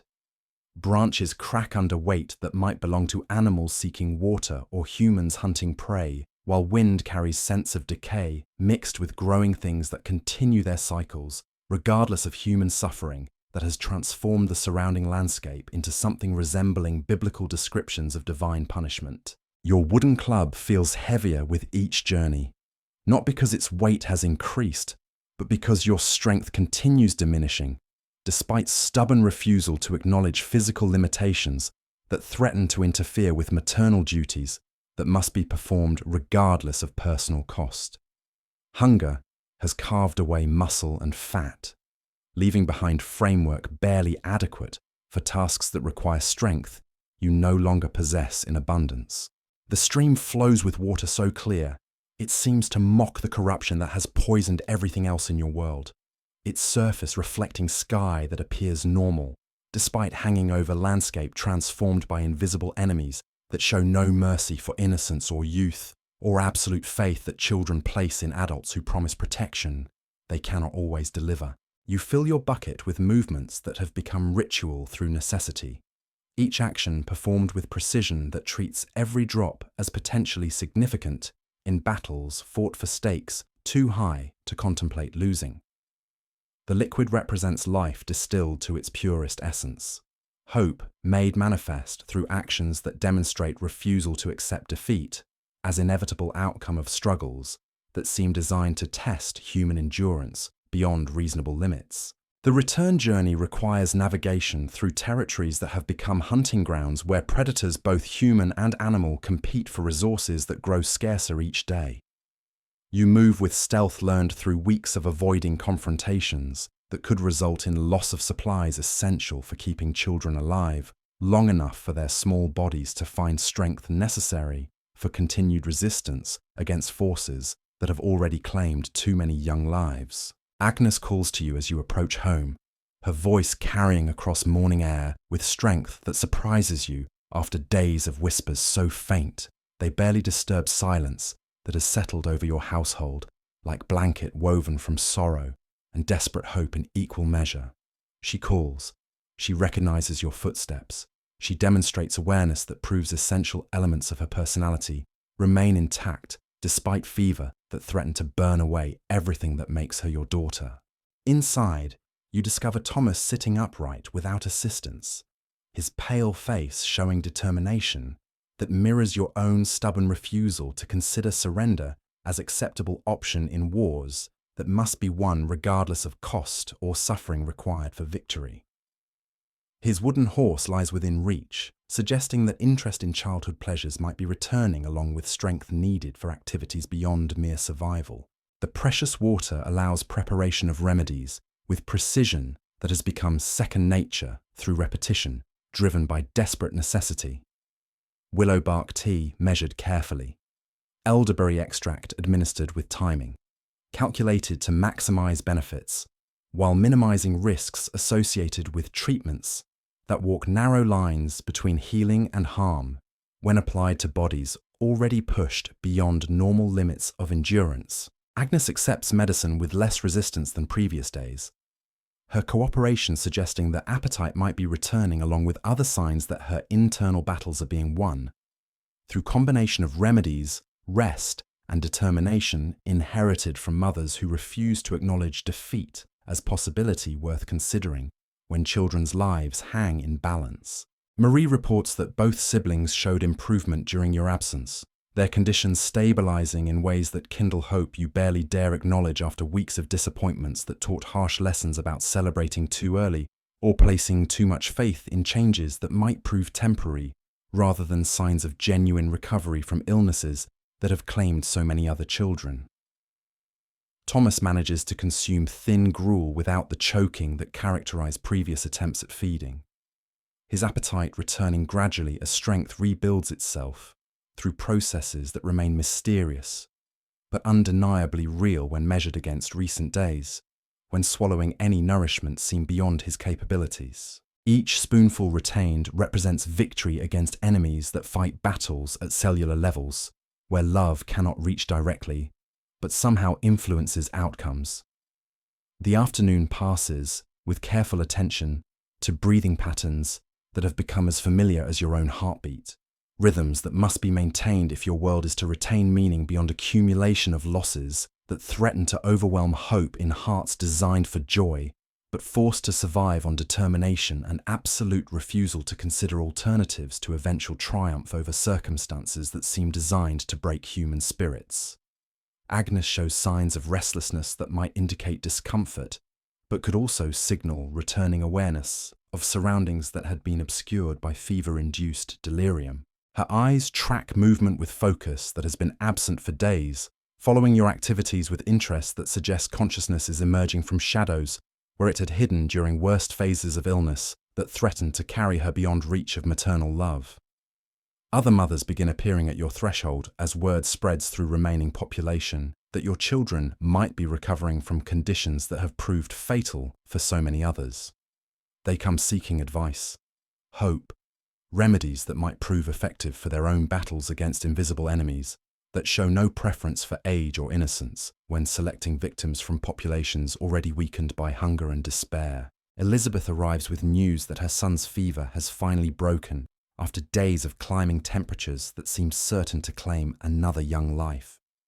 Her tears of relief mirror emotions you barely allow yourself to feel, because premature celebration has led to devastating disappointments that taught brutal lessons about the fragile nature of improvements that might be temporary rather than permanent. Sarah reports that her daughter has begun eating solid foods again, accepting nourishment that had been refused for so long that starvation seemed likely to accomplish what disease had failed to achieve. These small victories shared among women who understand each other's fears create networks of support that help everyone survive challenges too great for individual resistance to overcome alone. The conversations that unfold around your fire serve purposes beyond simple information exchange, creating bonds between mothers who recognize themselves in each other's desperate determination to save children regardless of personal costs or suffering required for success. You listen carefully to every detail shared, storing knowledge that might prove crucial when your own children's conditions change in ways that demand quick responses based on experience gained through collective wisdom. Marie participates in these discussions with maturity that would be impressive in someone twice her age, contributing observations about symptoms and treatments that demonstrate understanding gained through weeks of intensive education. In matters no child should ever need to learn, her insights often prove valuable because she notices details that adult observers might miss or dismiss as insignificant.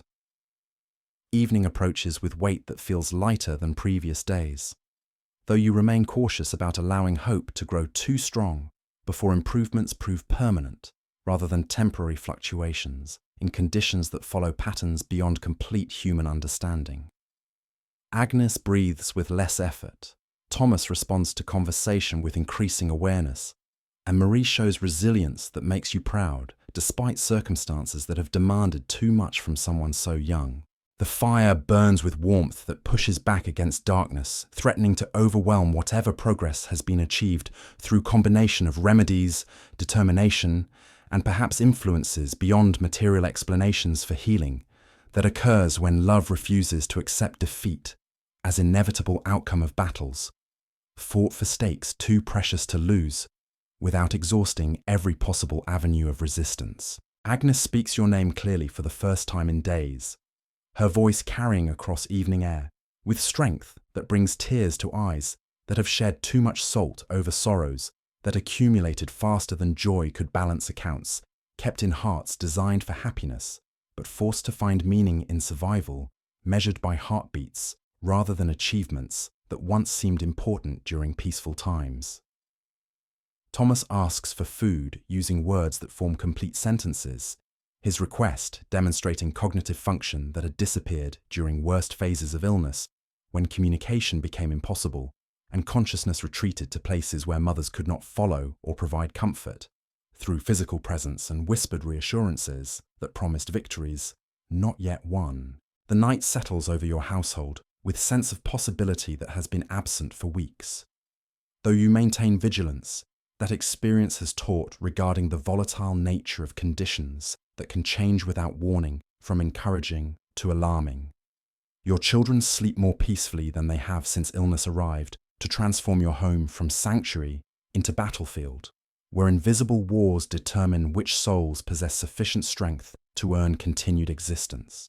You position yourself between your family and whatever dangers might emerge from darkness that has learned to hide threats both supernatural and mundane, your body serving as shield and weapon simultaneously, while your mind processes sounds that distinguish between normal night noise and indicators of approaches that might require defensive action drawn from reserves of courage discovered only when circumstances demand impossible feats. Tomorrow will bring fresh challenges that test your resolve with obstacles that might prove beyond human capacity to overcome. But tonight represents progress, measured in small improvements that kindle hope you barely dare acknowledge after weeks of disappointments that taught harsh lessons about celebrating recoveries before they prove permanent, rather than temporary respite from struggles that continue, whether visible or hidden.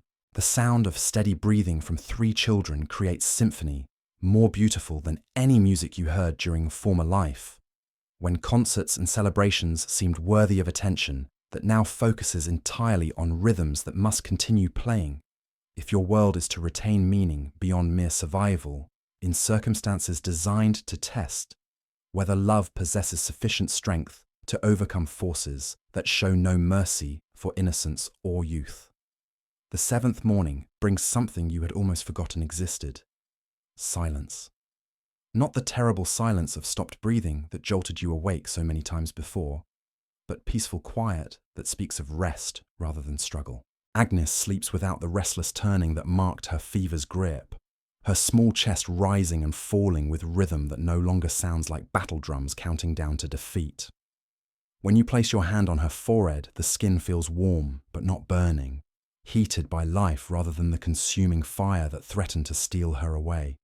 The angry red welts that had spread across her body, like some cruel map of suffering, have begun to fade, leaving behind patches of normal skin that seem miraculous after weeks of watching disease mark its territory on flesh.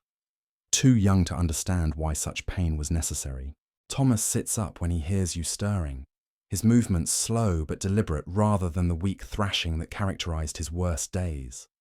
His eyes hold clarity that had vanished so completely, you wondered if you would ever see intelligence looking back at you from that beloved face. When he speaks, asking for water in a voice that sounds almost normal, you have to bite your tongue to keep from weeping with relief that might jinx this fragile improvement. Marie stretches beside her siblings, her 10-year-old body finally relaxing from the rigid vigilance that had kept her poised for crisis throughout the endless nights of watching and waiting and praying to whatever forces might listen to mothers whose children balanced on knife edges between breathing and not breathing. She smiles when she sees Agnes sitting up without assistance, the first genuine expression of joy you have witnessed in your home for longer than memory can accurately measure. The water situation remains critical, despite yesterday's successful journey to the stream. 3 recovering children require hydration that helps flush poisons from systems that have been battling invisible enemies for so long, that normal function seems like luxury rather than basic biological necessity. But today, the trip feels less like desperate gamble and more like manageable risk taken for rewards that might actually be achievable. You dress in layers that have become uniform for ventures beyond the relative safety of walls, that offer protection from some dangers while remaining vulnerable to others. The wooden club feels familiar in your grip, its weight balanced perfectly for defensive actions that might become necessary when encountering predators who have learned that desperate humans carrying precious supplies make attractive targets for those who have chosen hunting over gathering as survival strategy. Agnes calls goodbye when you reach the door, her voice carrying enough strength to reach across the room without strain that had marked previous attempts at communication. This simple vocalization represents achievement worthy of celebration in circumstances where progress is measured in syllables rather than sentences, in moments of awareness rather than hours of coherent conversation. The village greets you with scenes that have become depressingly familiar through repetition, but no less horrifying for being expected. Bodies lie where they fell, no longer covered, because no one possesses strength or cloth sufficient for maintaining even basic human dignity.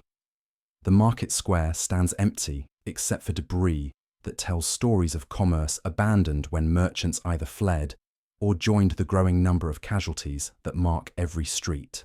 A dog wanders between abandoned stalls, its ribs visible through fur that has lost the sleek appearance that once marked it as someone's beloved companion. It watches you pass with eyes that hold wariness earned through experience with humans who have been transformed by hunger into creatures capable of actions that would have seemed unthinkable during times when food was abundant and kindness came naturally. The church door stands open, revealing interior spaces that have been converted into makeshift hospital, where Father Benedict tends to remaining parishioners who lack family members healthy enough to provide care. His movements speak of exhaustion that goes beyond physical fatigue into territories where souls grow weary of witnessing suffering, that seems to serve no purpose beyond testing human endurance against forces that show no mercy. The forest welcomes you with sounds that carry both threat and promise in equal measure. Birds that survived whatever catastrophe silenced their companions call to each other with voices that seem unnaturally loud in landscape where human noise has been reduced to whispers and footsteps, carefully placed to avoid detection by predators who have learned to associate movement with opportunity. Your path winds between trees that once provided pleasant shade during afternoon walks, but now loom overhead like giants frozen in attitudes of judgment. Undergrowth rustles with movements that might belong to small creatures seeking shelter or larger ones hunting prey, while wind carries scents of growing things mixed with decay that marks the constant cycle of death and renewal that continues regardless of human suffering. The stream appears through gaps in foliage like vision of paradise glimpsed from purgatory, its clear waters flowing with complete indifference to tragedies that have transformed surrounding landscape into something resembling biblical descriptions of divine punishment visited upon populations that somehow earned celestial displeasure through actions or omissions beyond current understanding. Filling your bucket requires kneeling beside water that reflects sky appearing normal, despite hanging over territories marked by corruption and abandonment. Each drop that enters your container represents hope made liquid, possibility transformed into substance that might mean the difference between children who wake tomorrow and children who join the silent multitudes already claimed by forces beyond maternal power to control. The return journey demands vigilance that has become second nature through weeks of navigating between dangers both seen and unseen. Every shadow might conceal threats, human or animal. Every sound might herald approach of predators who view desperate mothers as opportunities rather than fellow beings deserving of respect or compassion that has become rare commodity in circumstances that strip away civilized behavior, along with everything else that once defined human society. Agnes greets your return with smile that lights up features that had been shadowed by suffering for so long that joy seemed like emotion belonging to other people in different circumstances. She attempts to stand when she sees you approaching, her legs shaking with effort, but supporting her weight long enough to demonstrate that strength is returning to limbs that had seemed destined for permanent weakness or worse. Thomas manages to walk across the room without assistance, his steps uncertain but purposeful as he moves toward the precious water you have risked so much to obtain. His color has improved from the blue-tinged pallor that had marked him as someone dancing with death to healthier pink that speaks of blood flowing properly through veins that carry life rather than approaching defeat. The afternoon brings visitors that fill your small space with voices that carry hope rather than despair. For the first time since this crisis began its relentless assault on everything you held precious. Other mothers arrive bearing news of improvements in their own children, small victories that create network of possibility, spreading through remaining population like sunrise breaking over landscape that had been shrouded in darkness for far too long. Elizabeth reports that her daughter has begun playing with toys that had been abandoned during worst phases of illness, when consciousness retreated to places where childhood pleasures could not reach or provide distraction from battles fought at cellular levels. This return to normal childhood behavior represents healing that goes beyond mere physical recovery into territories where personalities emerge from hiding places they sought when survival required all available energy. Sarah describes her son's return to activities that had been impossible during fever's grip. His interest in wooden horses and carved soldiers demonstrating that imagination has survived ordeals that might have been expected to burn away everything except basic biological functions. These details matter because they indicate recovery that encompasses whole human beings rather than just breathing bodies that happen to remain technically alive. Marie participates in conversations with adults who treat her observations as valuable contributions rather than childish commentary to be politely endured. Her insights prove useful because she notices changes in her siblings that older eyes might miss or dismiss as insignificant when viewed through perspectives that have been hardened by too much exposure to disappointment, disguised as temporary improvement. The fire burns with warmth that pushes back against evening chill without requiring constant attention that had been necessary when fuel was scarce, and gathering wood meant exposing yourself to dangers that lurked in forests, transformed from pleasant woodlands into hunting grounds, where predators competed for resources that grew scarcer each day, as human population dwindled through disease and desperation. Agnes speaks in complete sentences for the first time in weeks. Her words forming thoughts that demonstrate cognitive function has returned along with physical healing that makes her movements steady rather than the trembling that had marked previous attempts at normal childhood activities. She asks questions about things that happened while fever held her consciousness hostage, showing curiosity that indicates personality is emerging from shadows where it had hidden during worst phases of illness. Thomas laughs at something Marie says, the sound so unexpected and precious that it stops all adult conversation as everyone turns to witness this miracle of normal childhood joy, expressing itself in circumstances that had seemed designed to eliminate happiness permanently from any household touched by forces that showed no mercy for innocence or youth or absolute faith that children place in adults who promise protection. The evening meal consists of thin soup prepared from ingredients that remain scarce but no longer seem impossible to obtain. As your children's improved appetites create demand that motivates dangerous expeditions to gather what can be found among abandoned gardens and wild plants that grow in spaces once maintained by people who possess knowledge and tools for proper cultivation of food crops. Night settles over your family, with sense of possibility that has been absent so long you had almost forgotten what hope felt like, when it was not immediately crushed by evidence that circumstances would only grow worse, rather than better. Your children sleep peacefully for the first time since this ordeal began, their breathing steady and unlaboured as their bodies finally begin the slow process of rebuilding strength that had been consumed in battles against invisible enemies. You maintain vigilance that experience has taught regarding the volatile nature of recovery that can reverse without warning, but tonight feels different from all the nights that came before it. Tonight carries weight of genuine progress rather than temporary respite from struggles that continue, whether visible or hidden beneath surfaces, that might appear calm while concealing storms that could emerge without warning to destroy whatever improvements had been achieved through love and determination. The sound of 3 children breathing in rhythm that speaks of rest rather than struggle creates music more beautiful than any symphony you heard during former life, when concerts seemed worthy of attention, that now focuses entirely on melodies that must continue playing if your world is to retain meaning beyond mere survival, in circumstances that test whether human bonds possess sufficient strength to overcome forces designed to separate families through methods too cruel for civilized minds to fully comprehend. Tomorrow will bring fresh challenges that require continued vigilance and careful attention to details that might signal changes requiring immediate response.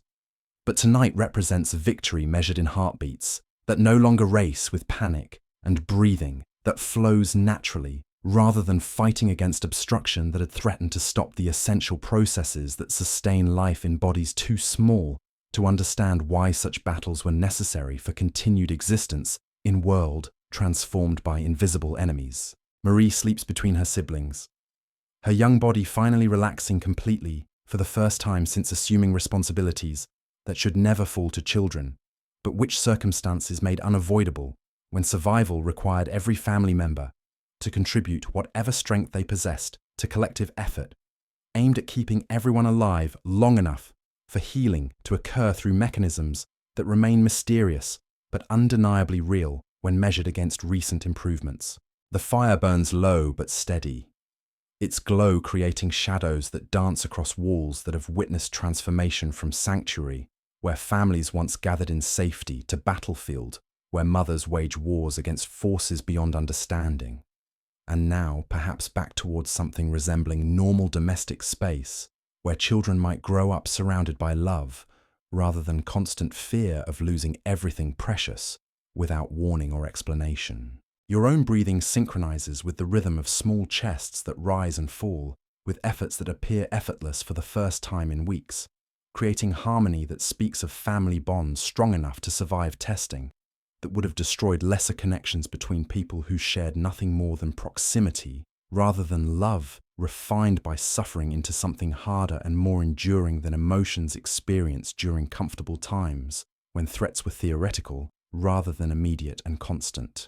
The 8th day dawns with Agnes standing at the window, her small hands pressed against wood that frames opening where light enters to illuminate features that have regained colour and expression that had been absent during fever's occupation of consciousness that belongs to childhood rather than battlefields, where invisible wars determine which souls possess sufficient courage to earn continued participation in a world that often seems designed to reward suffering rather than joy. Thomas moves across the room with steps that no longer require conscious effort, his 7-year-old body remembering how to be a child, rather than a patient clinging to life through sheer determination. He reaches for the wooden horse his father carved, fingers tracing details that had been forgotten during weeks when survival consumed every moment of attention that might otherwise have been devoted to play and wonder and the simple pleasures that define childhood in peaceful times. The transformation in your home feels so complete that you almost fear acknowledging it, as if speaking aloud about improvement might somehow jinx the delicate progress that has emerged from weeks of desperate struggle against forces that seem determined to claim everything precious. Yet you cannot deny the evidence before your eyes when Agnes asks for porridge, instead of merely accepting whatever thin gruel you could coax past lips that had forgotten how to swallow. Marie busies herself with morning tasks that no longer carry the weight of life or death urgency. Her movements relaxed in ways that remind you she is still a child, despite the premature responsibilities that circumstances forced upon shoulders too young to bear such burdens, without permanent changes to personality and worldview that should have remained innocent for years longer. The water bucket requires refilling, but today this necessity feels manageable rather than impossible. Your children's steady breathing and improved colour give you confidence to venture beyond walls that have served as fortress against dangers both visible and imagined. The village streets that once resembled battlefields now appear merely damaged, rather than actively hostile to human survival. Other mothers emerge from homes that had seemed destined to become tombs, their faces showing cautious optimism that mirrors your own careful hope. Elizabeth waves from her doorway, where her daughter plays with corn-husk dolls, the child's laughter carrying across morning air like music that had been silent so long.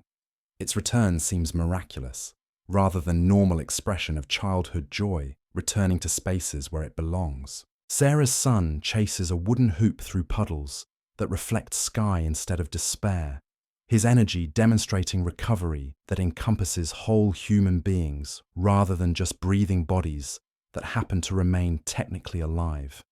These sights fill your heart with emotions you had almost forgotten existed, feelings that extend beyond mere relief into territories where genuine happiness might once again become possible. The stream flows with waters that seem clearer than before, though perhaps this perception reflects changes in your own outlook rather than actual improvements in liquid that has remained constant while everything around it transformed through cycles of destruction and potential renewal. You fill your bucket with movements that have become ritual, but ritual performed with gratitude rather than desperate necessity.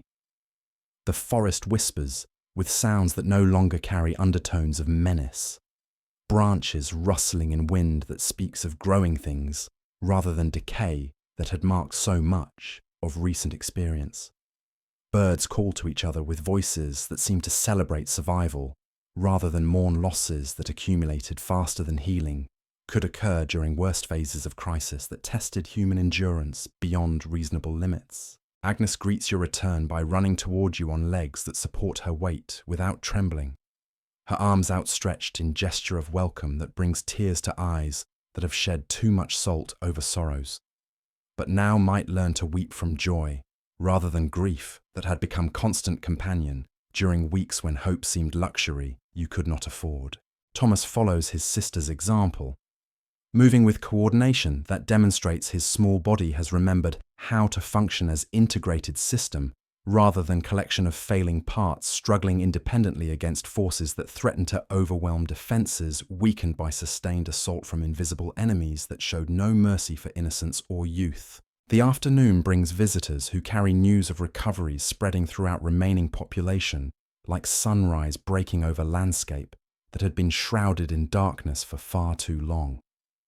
Father Benedict appears at your threshold, his face showing expressions that speak of prayers answered rather than last rites administered to souls departing before their appointed times arrived through natural processes rather than intervention by forces beyond human understanding.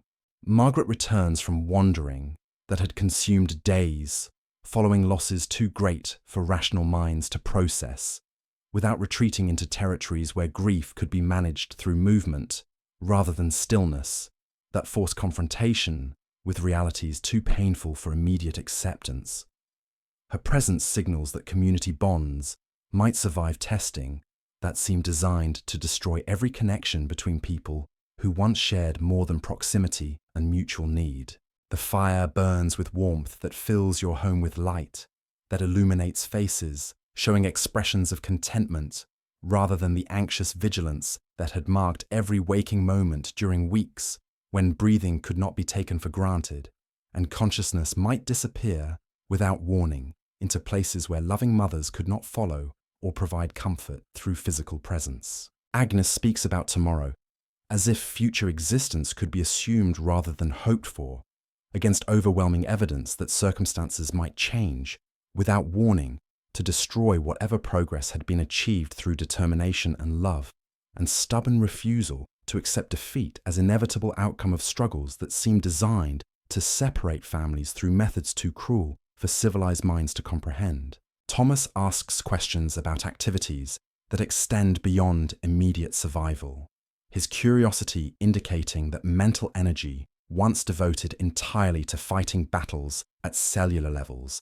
has been freed for exploration of world that might once again offer possibilities for growth and learning, rather than merely continued existence measured in heartbeats that must be counted because they could stop without sufficient warning for preparation or acceptance. Marie begins planning lessons for her siblings, her maternal instincts channeling themselves into educational activities that demonstrate healing that encompasses psychological restoration rather than just physical recovery from illnesses that had threatened to claim not just lives, but personalities that define individuals as unique human beings, worthy of love and protection, and hope for futures that extend beyond mere survival.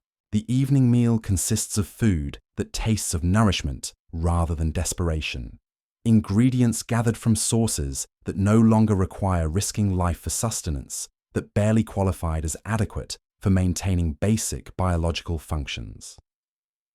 Your children eat with appetite that speaks of bodies rebuilding themselves rather than consuming whatever fuel could be obtained for engines running on determination alone.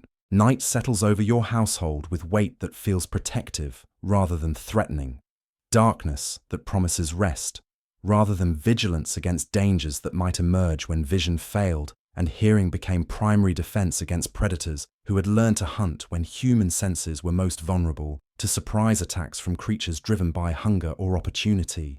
You lie beside children who breathe with rhythm that speaks of peaceful sleep rather than struggles that had characterized every night during weeks when consciousness might retreat into places where recovery occurred through processes beyond maternal power to influence directly but somehow responsive to love that refused to accept alternatives to eventual triumph over circumstances that tested whether human bonds possess sufficient strength to survive testing that would have destroyed lesser connections. The sound of steady breathing creates symphony that celebrates victory, measured not in grand achievements, but in simple continuation of life processes that had been threatened by forces beyond understanding, yet somehow defeated through combination of remedies and determination, and perhaps influences that operate beyond material explanations, for healing that occurs when love encounters obstacles that seem insurmountable,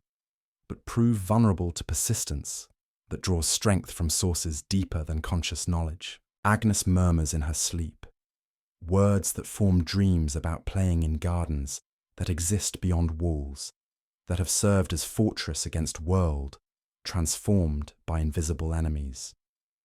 Her voice carries contentment that had been absent so long, its return feels like miracle, rather than normal expression of childhood consciousness that processes daily experiences through imagination, that creates possibilities extending far beyond immediate circumstances.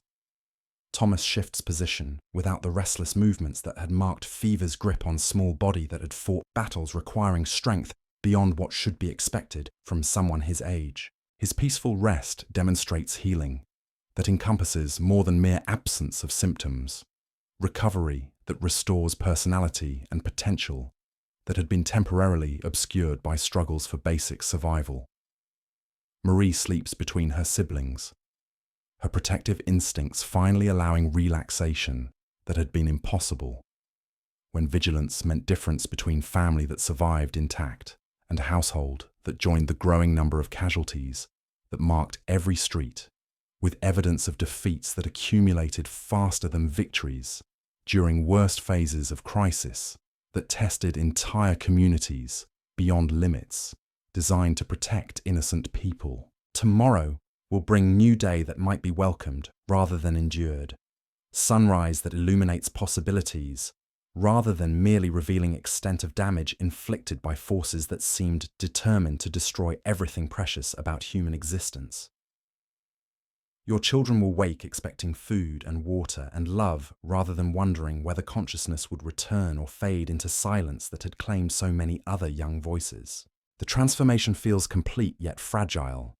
Improvement that must be protected through continued vigilance but no longer requires every moment of attention focused on breathing patterns and temperature fluctuations that had provided only measurement of how much time might remain before invisible enemies claimed victories that would leave you alone in world emptied of everything that gave life meaning beyond mere biological continuation. Your own breathing synchronizes with rhythm of small chests that rise and fall with efforts that appear effortless, creating harmony that speaks of family bonds refined by suffering into something harder and more enduring than emotions experienced during comfortable times, when love was theoretical rather than practical force, that determined whether souls survived testing designed to separate those who possessed sufficient courage from those who lacked strength necessary for victory against odds that favored surrender over stubborn hope.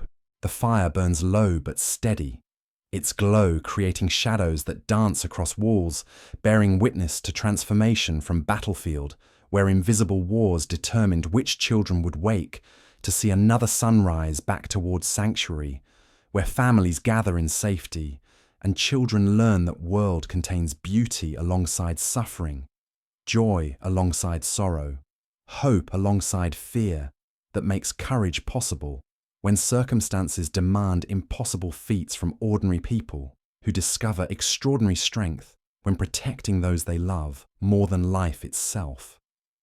The 9th morning arrives with sounds you had forgotten could exist in your world. Children's voices calling to each other across courtyards that had fallen silent for so long, their echoes seemed like memories from another lifetime.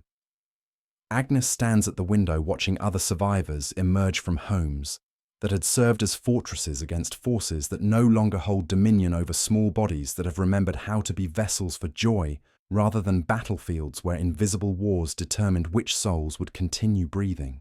Thomas runs across your single room with energy that demonstrates complete recovery from battles that had consumed every ounce of strength his 7-year-old frame possessed.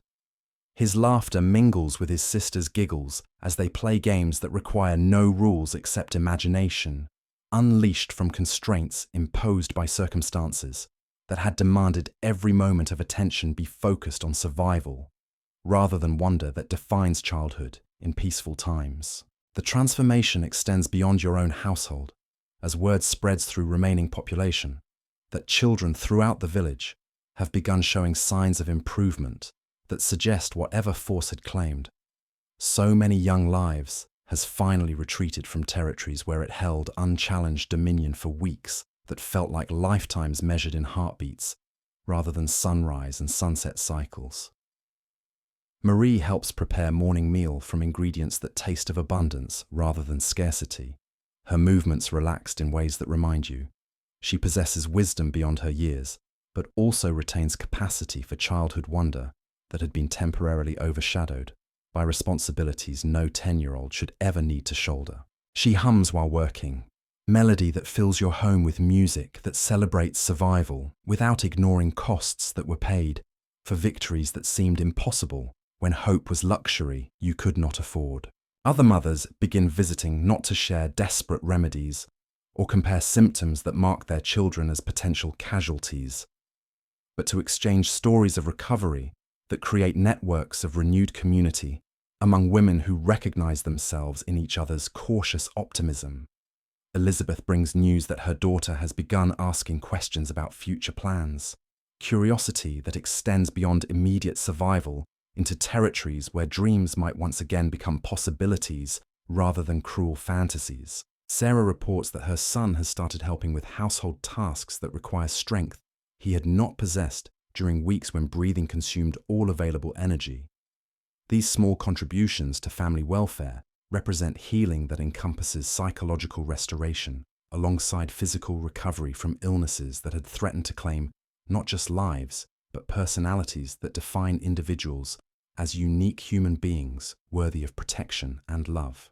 You close your eyes and feel yourself returning to the present, leaving behind the dirt floors and desperate prayers, the bitter taste of willow bark tea, and the weight of decisions that could mean life or death for those you love most.